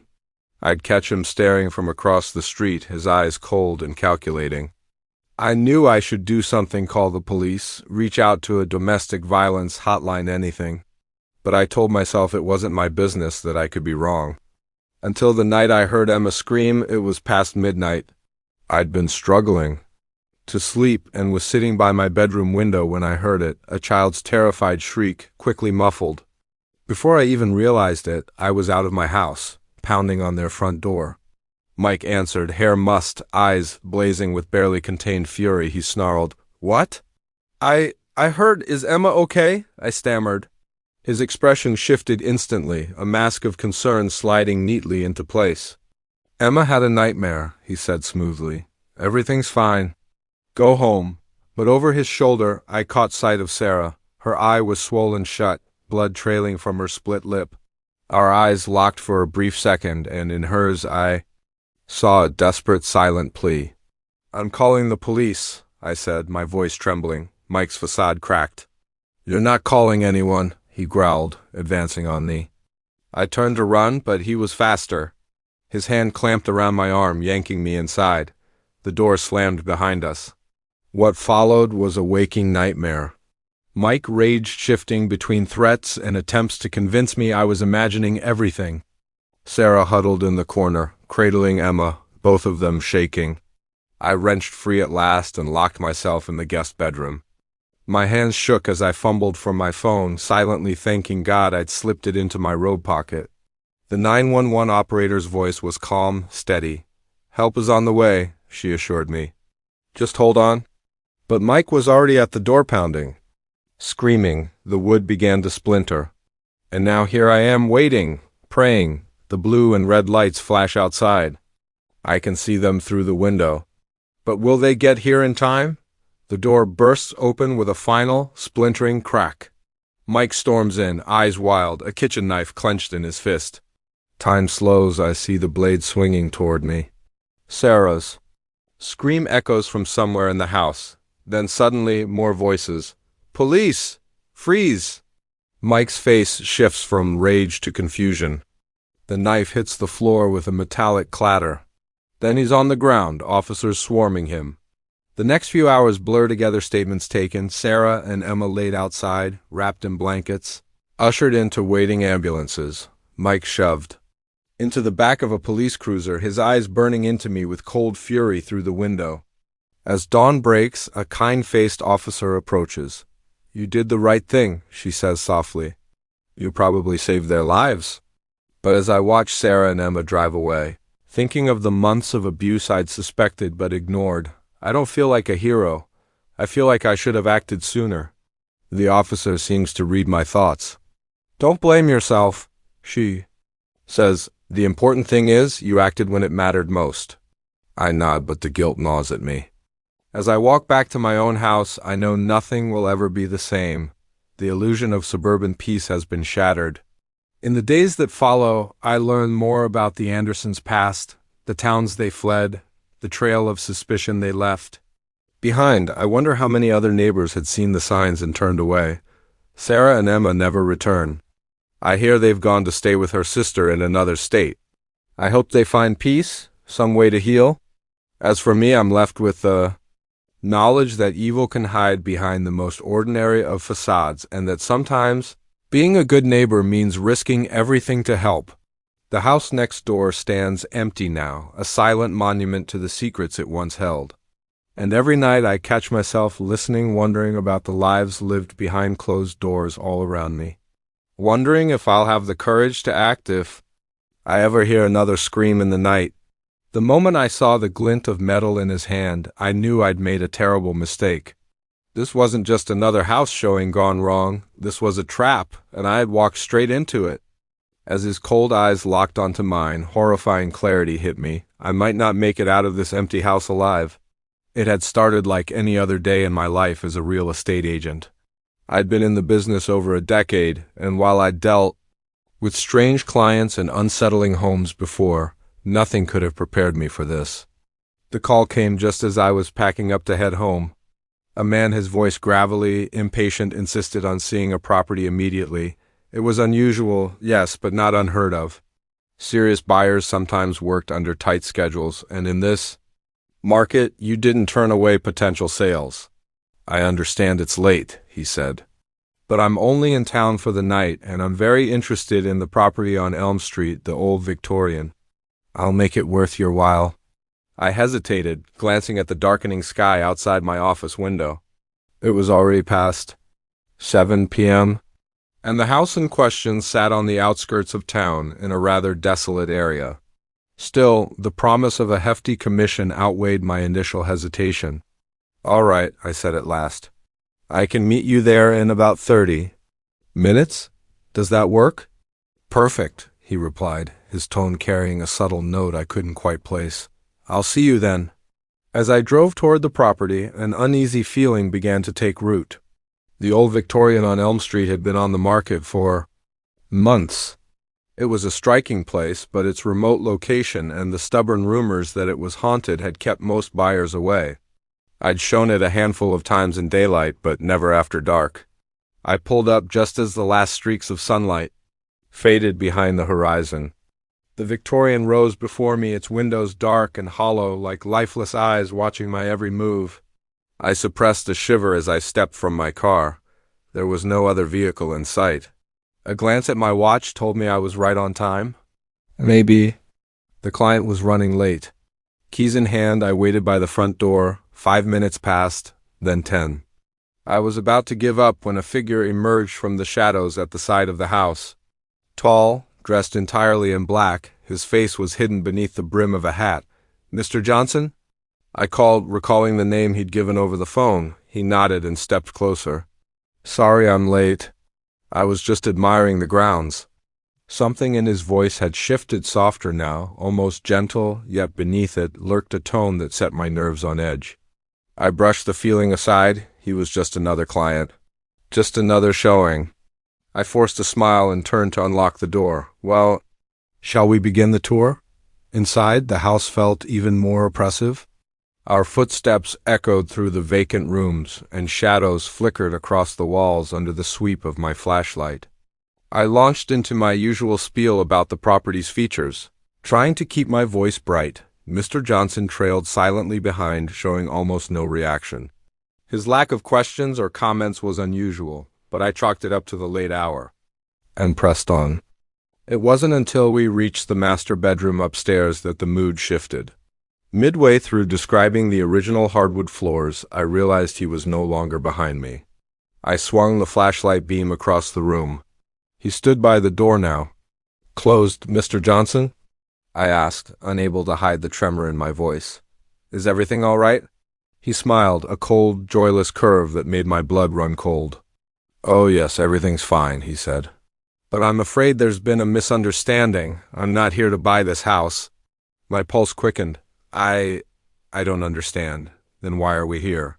He took a step forward, and that's when I saw the metallic gleam of a knife in his hand. "We're here because this is where it has to happen, where you disappear." Terror gripped me as the truth sank in. I was alone, trapped in an empty house with a madman. No one knew I was here. I'd walk straight into his trap. My mind raced. The window too high and likely painted shut in this old place.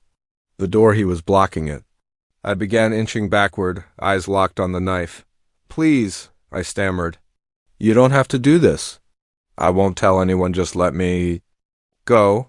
He laughed, a chilling sound that echoed through the bare room. "Oh, I'm afraid I do. You're not the first." "And you won't be the last. Nothing personal, you're just convenient?" As he spoke, he advanced slowly, like a predator toying with its prey. I kept backing up until my shoulders met the cold wall.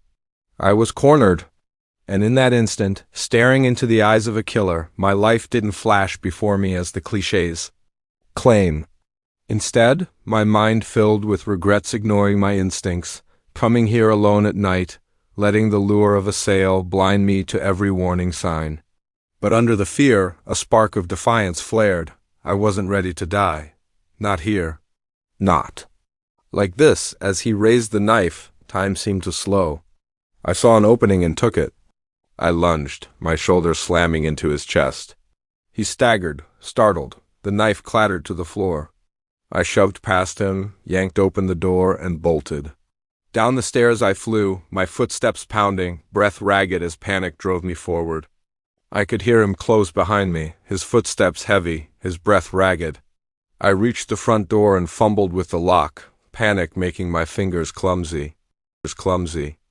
Open, his hand clamped around my arm. I screamed, the sound tearing through the quiet night, and fought with every ounce of strength I had. My elbow struck something soft, his stomach, maybe, and his grip slackened just enough for me to break. Free, I bolted into the darkness, not daring to glance back. My car was only a few yards away, a beacon of safety in the night. I reached it, my hands shaking so badly I could barely fit the key into the lock. When I finally yanked the door open, and threw myself inside. I caught a glimpse of him in the rearview mirror standing on the porch, watching me. I tore out of the driveway, gravel spitting beneath my tires, and didn't ease up until I reached the police station, my heart still hammering, tears streaming down my face. The aftermath was a blur of statements and crime scene investigations. They found evidence in the house-hidden rooms, tools of torture, trophies from other victims. Mr. John Johnson, whose real name was Gerald Hoffman, had been using abandoned houses as his killing grounds for years.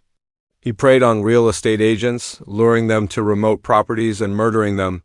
They caught him 2 weeks later, trying the same trick in another town. When they showed me his photo for identification, a chill ran through me. The face that had haunted my nightmares was now behind bars. But the memory of that night would never fade. I quit my job as a real estate agent soon after. I couldn't bear to step into another empty house or be alone with a stranger in some far-off location. A decade-long career was gone, destroyed in a single night of terror. Yet, as I sit now in my new home in a busy city neighborhood, I know I made the right choice. I'm one of the lucky ones. I survived, and every day I'm grateful for that second chance. Sometimes when I pass a for sale sign or see an agent leading clients through a house, I'm tempted to warn them, to tell them about the dangers hiding behind closed doors, about predators who twist our trust into traps, but I know most wouldn't believe me. After all, who expects a simple house showing to turn into a fight for survival? So instead, I've become an advocate for safety in the real estate industry. I speak at conferences, write articles, anything to raise awareness. Because while my story ended in survival, I know many others never made it out. And if I can keep even one more person from falling into the trap I narrowly escaped, then maybe, just maybe, some good can come from that night, the first twig. Snap could have been anything, a deer, a raccoon, the wind. But the second, followed by the unmistakable murmur of hushed voices, sent ice down my spine. We weren't alone in these woods. And whoever was out there wasn't here for a friendly campfire chat. It was supposed to be a relaxing weekend getaway, just me, my girlfriend Sarah, and our friends Mike and Lisa, escaping the city for a few quiet days in the mountains. We'd found this little cabin on some obscure rental site, remote, rustic, far from the usual tourist trails. Perfect, we thought, for getting away from it all. The drive up had been filled with laughter and excitement. We stopped at a tiny general store in the last town before the turnoff, stocking up on supplies and chatting with the old man behind the counter. He'd given us an odd look when we told him where we were headed. Folks don't go up that way much anymore, he said, his weathered face creasing with concern. Not since, well, never mind. You all be careful now, you hear? We brushed it off as small-town superstition. If only we'd listened. The cabin was exactly as promised, a cozy 2-bedroom tucked into a clearing, ringed by towering pines. We spent the first day hiking the trails and marveling at the untouched beauty of the forest. As night fell, we gathered around the fire pit, roasting marshmallows and swapping ghost stories. It wasn't until the second night that things began to feel wrong. I noticed at first a prickle on the back of my neck, the sense of unseen eyes tracking us. I told myself it was just my imagination, stirred up by too many of Mike's horror tales. But the feeling clung to me, heavy and persistent. Hey, I said, trying to sound casual, does anyone else feel like, I don't know, like we're being watched? Sarah laughed, but the sound was thin, uneasy. Don't tell me Mike's stories are getting to you too. Still, I caught the way her gaze flicked toward the tree line, tension tightening her shoulders. She felt it in her shoulders too. Mike rose to his feet, puffing out his chest in an overblown display of courage. All right, who's out there? Come on out, you big scary monster. His voice rang through the trees, echoing until it faded into nothing but the crackle of our fire and the distant hoot of an owl. For a few seconds we all held our breath, waiting. Then Lisa screamed. We spun toward where she was pointing. At the edge of the firelight stood a figure tall, unnervingly still, its features swallowed by shadow. For one suspended heartbeat, no one moved. Then the figure turned and slipped soundlessly back into the darkness of the forest. Panic erupted. Lisa clung to Mike, sobbing. Sarah's grip on my arm was so tight it hurt. What the hell was that? Mike's voice was high, his earlier bravado gone. I don't know, I said, my mouth dry. But I think we should get inside now. We stamped out the fire and hurried into the cabin, locking the door behind us. Sleep was out of the question. Huddled in the living room, we jumped at every creak of the old wood, every whisper of wind threading through the trees outside. Maybe it was just a hiker, Sarah offered, her voice trembling. Someone lost, drawn to our fire. Then why didn't they say anything? Lisa shot back. Why just stand there? No one had an answer. By dawn, we'd convinced ourselves we'd overreacted, that exhaustion and too many ghost stories had twisted our perception. Daylight always made things seem less frightening. But when Mike stepped outside for firewood, he came running back, pale-faced. The car, he gasped. The tires, someone slashed them. We rushed out. Sure enough, all four were flat, deep cuts gouged into the rubber. This wasn't random vandalism. This was deliberate. We need to get out of here, Sarah sighed, her voice shaking. Call for help. But when I checked my phone, there was no signal. None of us had service. Okay, I said, forcing calm into my tone. We can handle this. The general store's what, 10 miles back? We can walk it in a few hours. No one liked the idea of a long hike, but it was our only choice. We packed supplies and set out, the morning sun doing little to thaw the cold knot of fear in our chests. We'd been walking for maybe an hour when we heard it, the sharp snap of a twig behind us. We froze, turning slowly. Nothing, just trees and undergrowth. But I could have sworn I'd seen a flicker of movement, something ducking behind. A trunk. We need to move faster, I said, my voice low and urgent. We picked up the pace, silent now, ears straining for any sign we were being followed. The forest, so peaceful yesterday, now pressed in on us, heavy with unseen threats. Then Sarah spotted it, a cabin just off the trail, half hidden by overgrown brush. It wasn't ours. This one was older, weather-beaten, sagging under years of neglect. Still, it was shelter. We approached cautiously. The door hung ajar, creaking faintly in the breeze. Inside, the air was musty, the thick dust betraying years of abandonment. Hello? I called. Anyone here? Silence. We stepped in, our footsteps echoing through the empty space. Furniture sat under ghostly shrouds of white sheets, cobwebs drooping from the corners. Look, Mike said, pointing to a faded photograph on the wall. Isn't that the old man from the general store? We crowded around. The picture showed a group of men standing before this very cabin, rifles in hand, smiling for the camera. The shopkeeper was there, decades younger, but unmistakable. And next to him, oh my God, Lisa whispered. The figure on the end didn't match the rest, taller, features blurred as if it had shifted mid-shot. But its silhouette, long, unnaturally thin, was unmistakable. A floorboard creaked behind us. We spun to find the shopkeeper in the doorway, a shotgun gripped tight. You folks shouldn't be here, he said, his voice grave. It's not safe.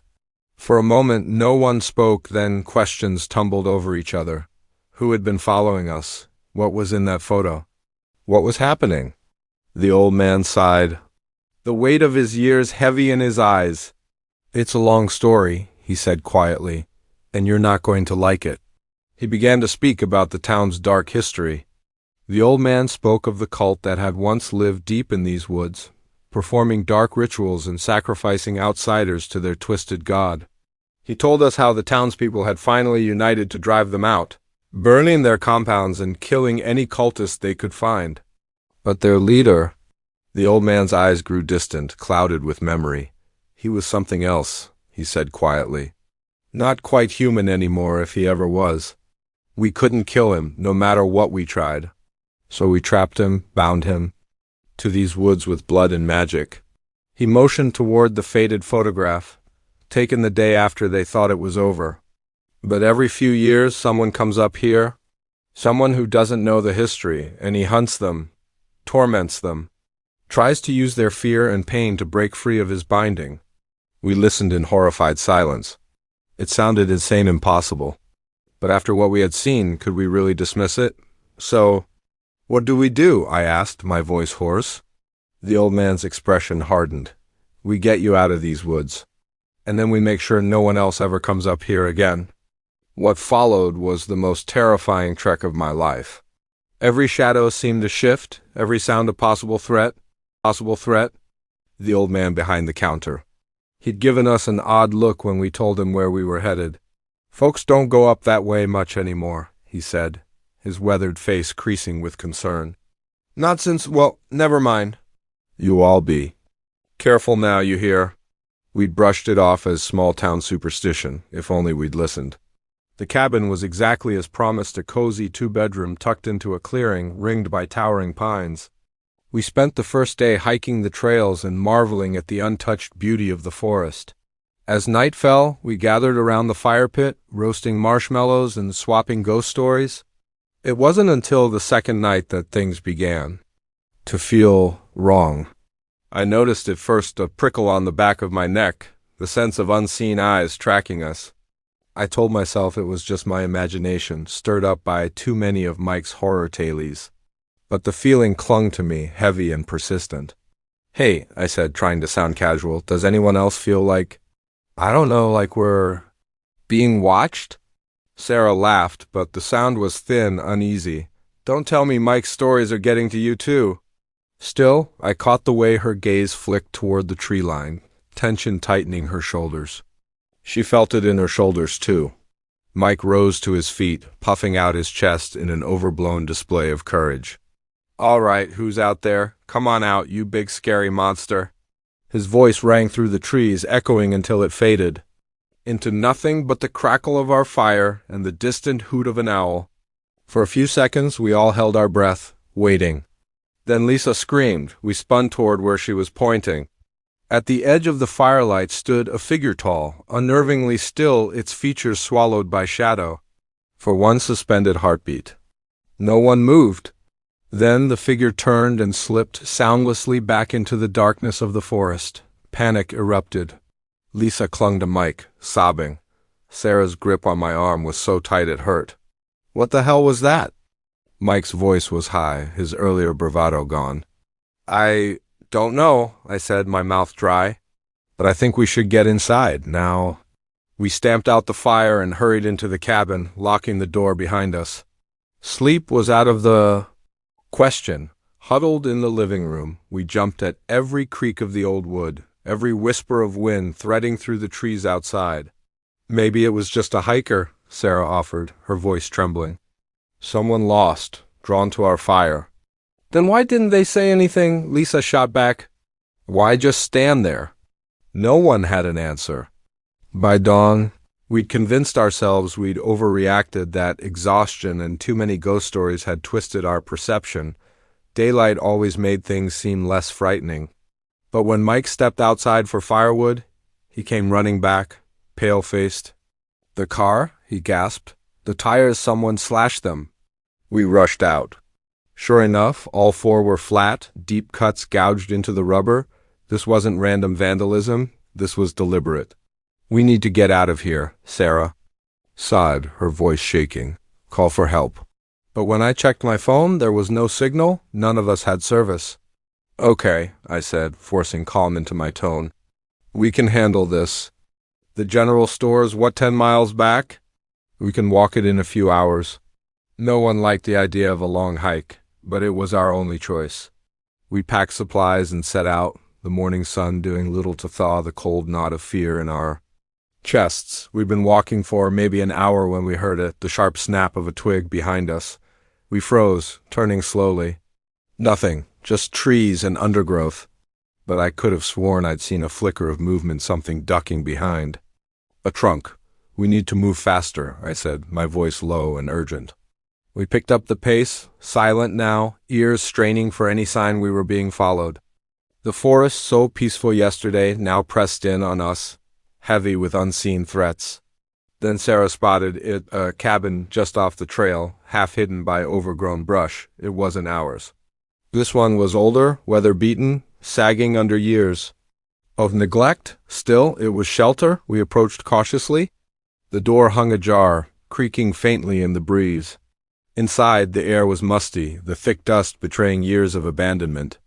"Hello?" I called. "Anyone here?" Silence. We stepped in, our footsteps echoing through the empty space. Furniture sat under ghostly shrouds of white sheets, cobwebs drooping from the corners. "Look," Mike said, pointing to a faded photograph on the wall.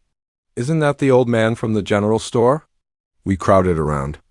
The picture showed a group of men standing before this very cabin, rifles in hand, smiling for the camera. The shopkeeper was their decades younger, but unmistakable. And next to him, "Oh my God," Lisa whispered. The figure on the end didn't match the rest, taller, features blurred as if it had shifted mid-shot. But its silhouette long, unnaturally thin was unmistakable. A floorboard creaked behind us. We spun to find the shopkeeper in the doorway, a shotgun gripped tight. "You folks shouldn't be here," he said, his voice grave. "It's not safe." For a moment, no one spoke, then questions tumbled over each other. Who had been following us? What was in that photo? What was happening? The old man sighed, the weight of his years heavy in his eyes. "It's a long story," he said quietly, "and you're not going to like it." He began to speak about the town's dark history. The old man spoke of the cult that had once lived deep in these woods, performing dark rituals and sacrificing outsiders to their twisted god. He told us how the townspeople had finally united to drive them out, burning their compounds and killing any cultists they could find. But their leader... The old man's eyes grew distant, clouded with memory. "He was something else," he said quietly. "Not quite human anymore, if he ever was. We couldn't kill him, no matter what we tried. So we trapped him, bound him, to these woods with blood and magic." He motioned toward the faded photograph, taken the day after they thought it was over. "But every few years someone comes up here, someone who doesn't know the history, and he hunts them, torments them, tries to use their fear and pain to break free of his binding." We listened in horrified silence. It sounded insane, impossible. But after what we had seen, could we really dismiss it? So, "What do we do?" I asked, my voice hoarse. The old man's expression hardened. "We get you out of these woods, and then we make sure no one else ever comes up here again." What followed was the most terrifying trek of my life. Every shadow seemed to shift, every sound a possible threat. The old man led the way, shotgun at the ready, his eyes sweeping the trees. We were nearly to the road when we heard it, a sound unlike anything I'd heard before or since. A howl. Not animal, not human. It rolled through the trees, thick with rage, hunger, and something alien. "Run!" the old man barked. We ran, branches whipped our faces, roots grabbed at our feet. Behind us, something massive crashed through the underbrush, closing in. We burst onto the road just as a truck rounded the bend. The old man fired into the air. Tires squealed as the truck screeched to a halt. "Get in!" he shouted. "Go." Now. We scrambled into the truck bed as it roared away. I risked one last glance at the woods. There, at the tree line, stood a figure tall, impossibly thin, arms too long, its face a blur of shifting features. It lifted one elongated hand. In a slow, almost mocking farewell. Then the road curved, and it was gone. We never went back to those woods. The old man made sure the cabin rental was shut down, the road blocked off. He swore he'd keep anyone from wandering into that thing's territory. Sometimes, late at night, I still hear that howl in my dreams. I wake in a cold sweat, the memory of those woods, of that figure fresh in my mind. And I wonder, is it still out there, waiting? And what happens when the old man is gone and no one's left to keep people away? I pray I never have to find out. The sound of breaking glass shattered the eerie stillness of the empty bar. My heart jumped into my throat as I spun around, dish towel still clutched in my hand, facing the group of men who refused to leave. Their eyes glinted with malice in the dim light, and in that instant, I knew my shift had just turned into a fight for survival. I'd been working at Ol Walal's for about 6 months. It wasn't glamorous, but the late-night bartending gig paid well enough to cover my college tuition. Most nights were quiet, a few regulars nursing beers, Maybe the occasional rowdy group that needed a gentle push toward the door, but nothing could have prepared me for that night. It started like any other Tuesday. The usual crowd drifted in and out, leaving behind empty glasses and peanut shells. By one, the place was empty except for a group of 5 men in a corner booth. They'd been there for hours, growing louder and more aggressive with each drink. I'd cut them off. An hour earlier, much to their vocal annoyance. Now, as I wiped down the bar and counted the minutes to closing, I could feel their stares pressing against me, prickling my skin. "All right, gentlemen," I called, forcing a cheerful tone. "Last call time to settle up and head out." The biggest of them, a burly man with a shaved head and tattooed arms, rose unsteadily, bracing himself against the table. "We ain't going nowhere, sweetheart," he slurred. "The party's just getting started." A chill slid down my spine, but I kept my voice firm. "I'm sorry, but we're closed. I have to insist you leave." That's when he picked up his empty beer bottle and hurled it against the wall. The crash rang out in the silence, followed by his harsh laughter. "What are you gonna do about it, little girl?" he taunted, his friends grinning behind him. They joined in his laughter. I reached for my phone, intending to call the police, but the tattooed man moved faster. With surprising agility for someone so drunk, he vaulted over the bar, knocking the phone from my hand. It skittered across the floor and vanished under a table. Now, he said, his breath hot against my face. "Let's not bring the cops into this. This is between us." I backed away, heart pounding, as the other men spread out to block the exits. I was trapped. "Look," I said, forcing my voice steady. "Take whatever's in the till. I won't stop you. Just, please leave." He chuckled, a sound stripped of humor. "Oh, we'll take the money. But that's not all we want." The leer in his eyes made his intentions unmistakable. Panic surged through me, but adrenaline rose with it. I wasn't going down without a fight. My hand closed around the first thing it touched, a bottle of expensive whiskey. I swung hard, the glass connecting with the side of his head in a satisfying THK. He staggered back, more startled than hurt, but it was all the opening I needed. I vaulted over the bar, barely avoiding the grasping hands of one of his friends. My mind raced. The front door was blocked, but there was a back exit through the kitchen if I could just reach it. I sprinted toward it, dodging tables and chairs. Behind me came the shouts of pursuit, heavy footsteps pounding closer. I burst through the swinging doors into the kitchen, scanning frantically for a weapon. My fingers found the handle of a heavy cast-iron skillet just as the first man lunged through the doorway. I swung without hesitation. The pan met his face with a sickening crunch. He went down hard, but there was no time to feel relief. The others were right behind him. I backed up, raising the skillet like a shield. "Stay back!" I shouted, my voice sounding braver than I felt. The tattooed man appeared in the doorway, blood trickling from where the bottle had struck him, his eyes cold with rage. "You're gonna pay for that, _ he snarled. He lunged, but alcohol and anger made him slow. I sidestepped, bringing the skillet down on his outstretched arm. He howled in pain, stumbling into a rack of pots and pans, the crash deafening in the tight space. I used the distraction to make for the back door, fumbling with the lock, every second precious.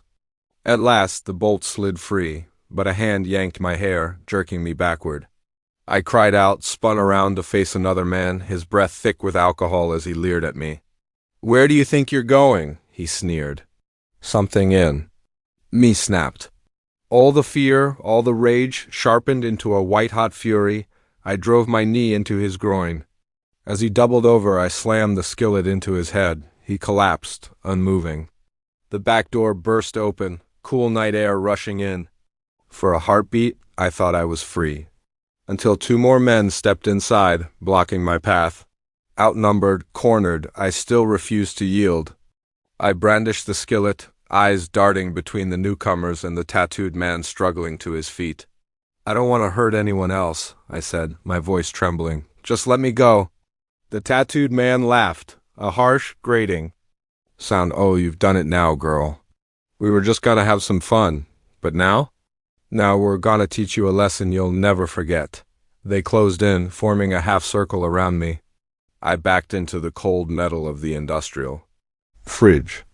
This was it. No options, no space. I braced for one final stand, and then the kitchen exploded with light. We all froze, blinking against the sudden brightness. "Police! Nobody move!" I had never been so relieved to hear those words. Officers poured into the room, guns drawn, quickly subduing the men. They were cuffed and led away. As the adrenaline ebbed, my legs gave out and I slid down the fridge, landing hard on the floor. A female officer knelt beside me, concern etched on her face. "Are you all right, miss?" she asked softly. I nodded, unable to trust my voice. She helped me up and guided me out of the kitchen. The bar was now a hive of activity, officers taking statements, paramedics tending to the injured men. I sat in the back of an ambulance, the night air cool on my face, trying to steady my breath.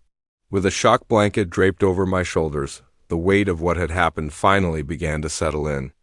I had faced down 5 violent men and survived. More than that, I had fought back.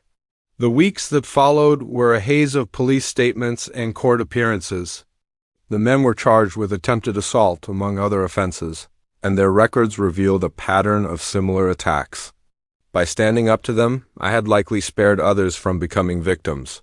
I never returned to bartending after that night.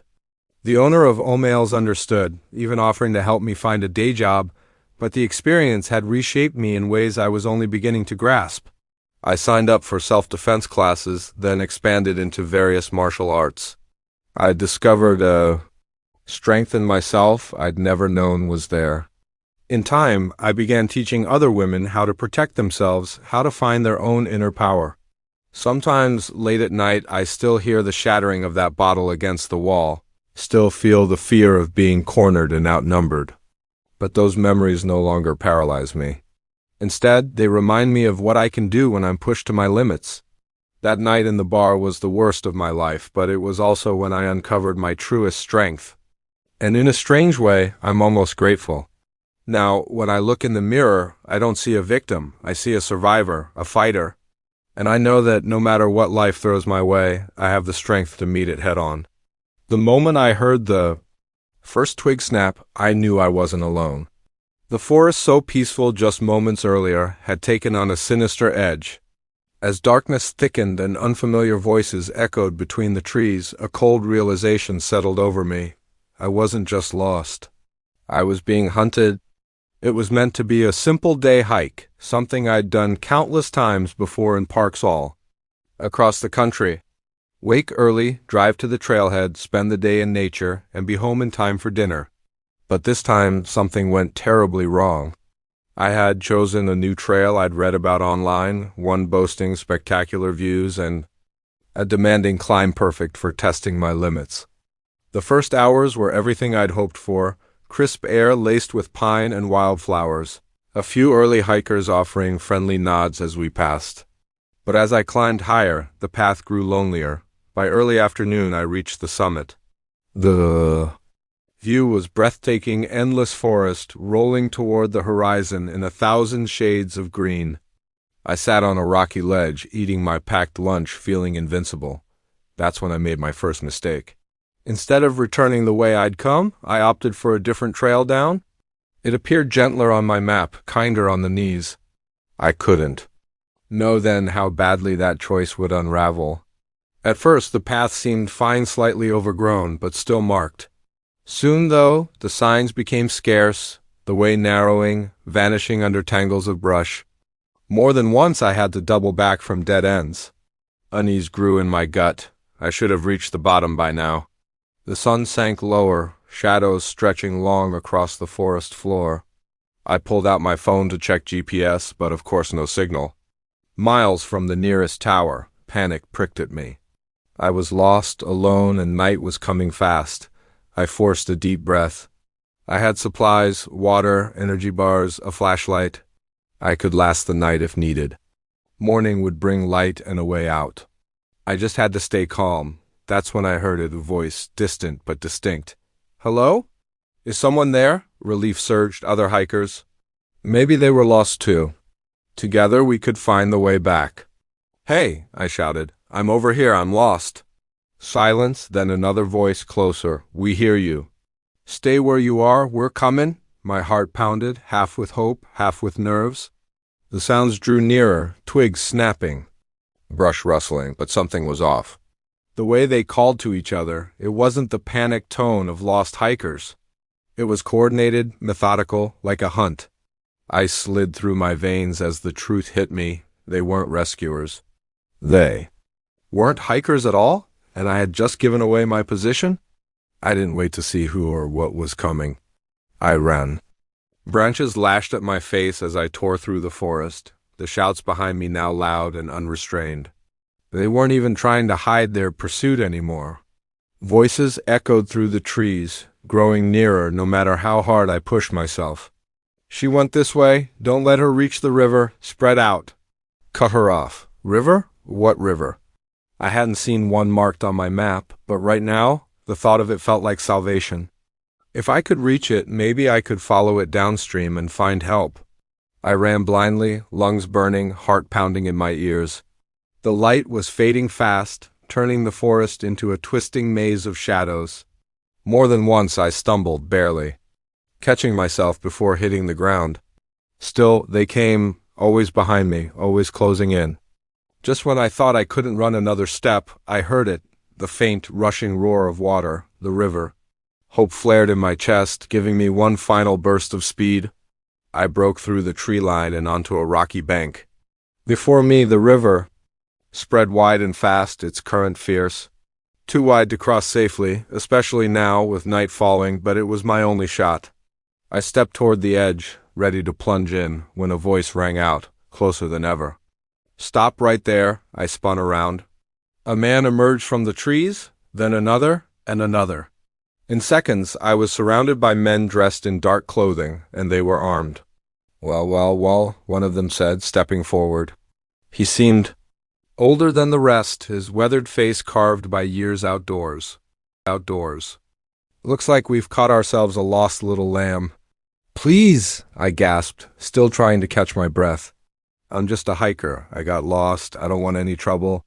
The man laughed, a cold, empty sound that sent a shiver up my spine. Oh, you're in trouble, all right. These are our woods, and we don't take kindly to trespassers.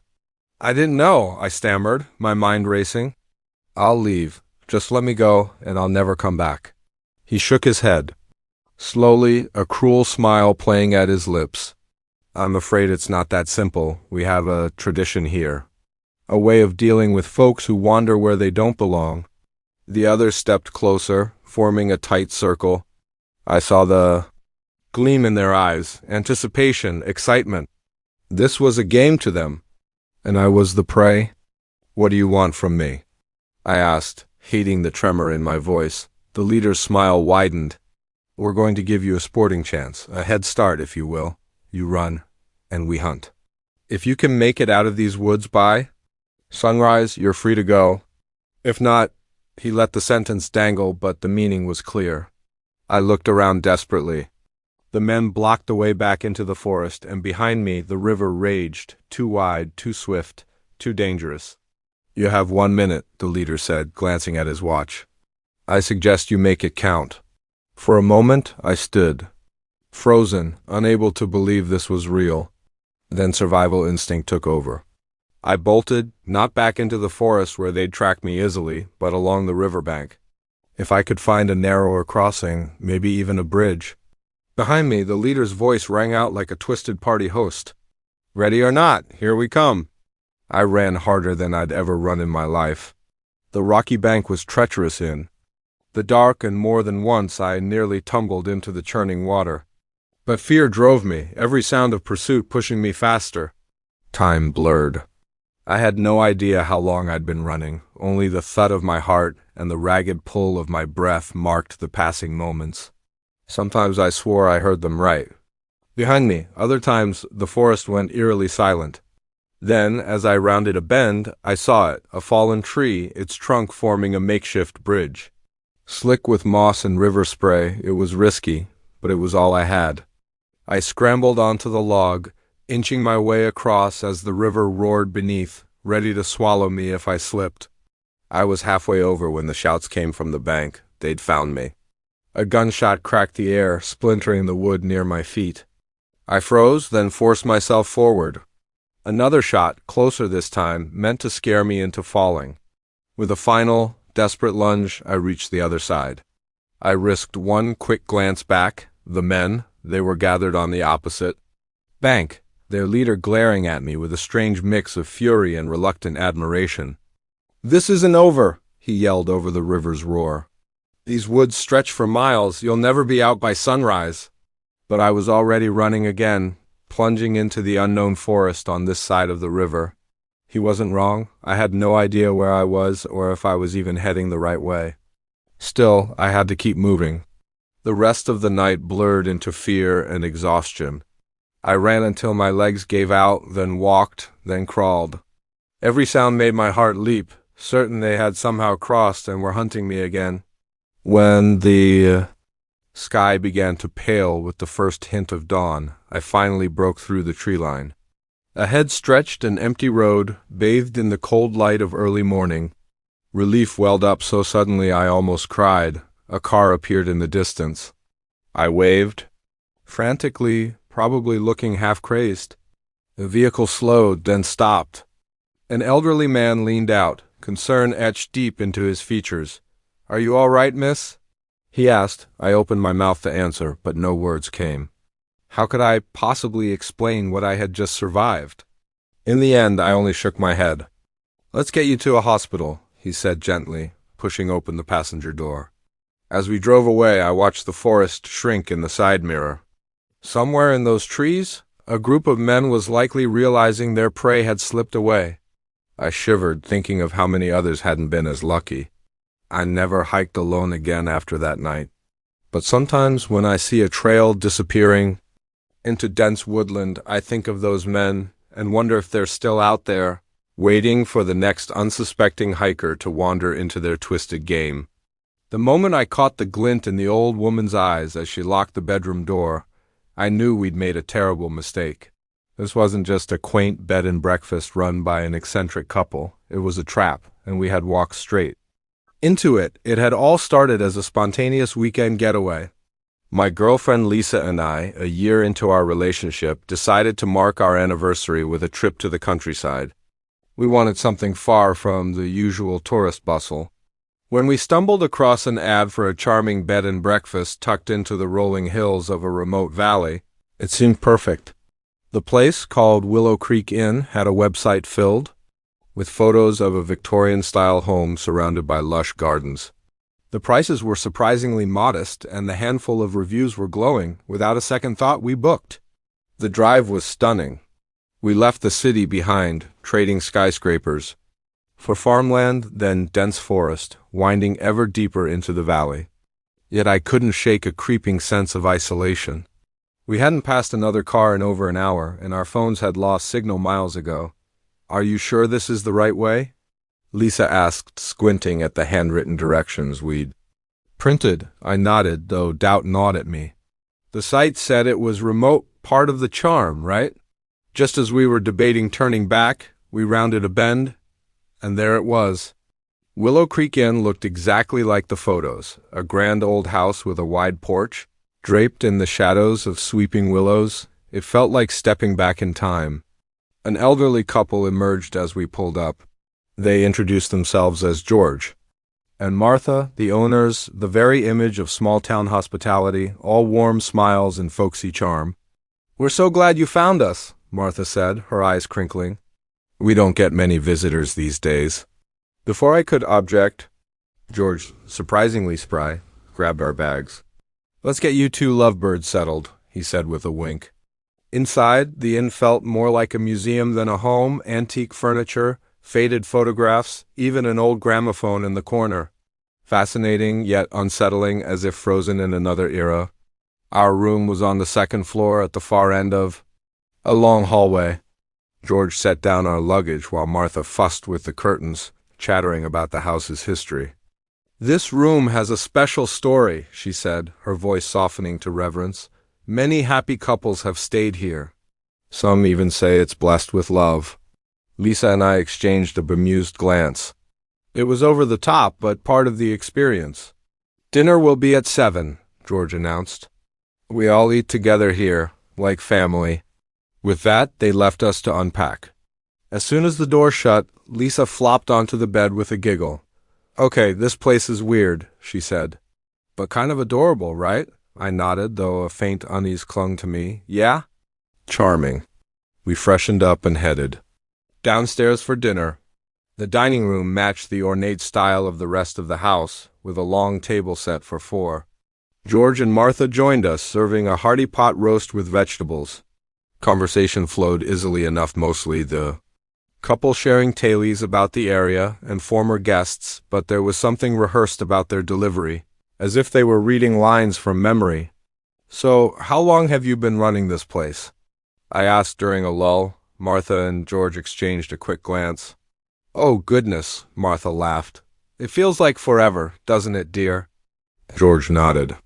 Time has a way of blending together out here. It wasn't really an answer. Before I could press, Martha stood abruptly. Who's ready for dessert? After dinner, we returned to our room. Lisa was charmed by the whole experience, but my unease lingered.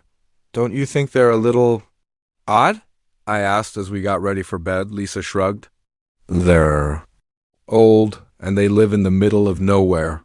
Of course they're a little eccentric. I tried to let it go, but sleep didn't come easily. The house groaned and creaked, and more than once I thought I heard footsteps in the hallway. The next morning, we came down to find breakfast already served, but no sign of George or Martha. Hello, I called out, no answer. We ate in uneasy silence, the only sound the steady tick of an old grandfather clock. As we finished, Martha appeared out of nowhere, making us both jump.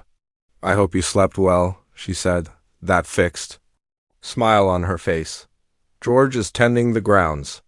I thought perhaps you'd enjoy a tour of the house. The tour was unsettling. Every room was frozen in time, perfectly kept but untouched. Martha's commentary was stranger still, speaking of past guests as if they'd never left. This was little Timmy's favorite spot, she said, gesturing toward a window seat. He'd sit here for hours, waiting for his parents to return. Was Timmy another guest? Lisa asked.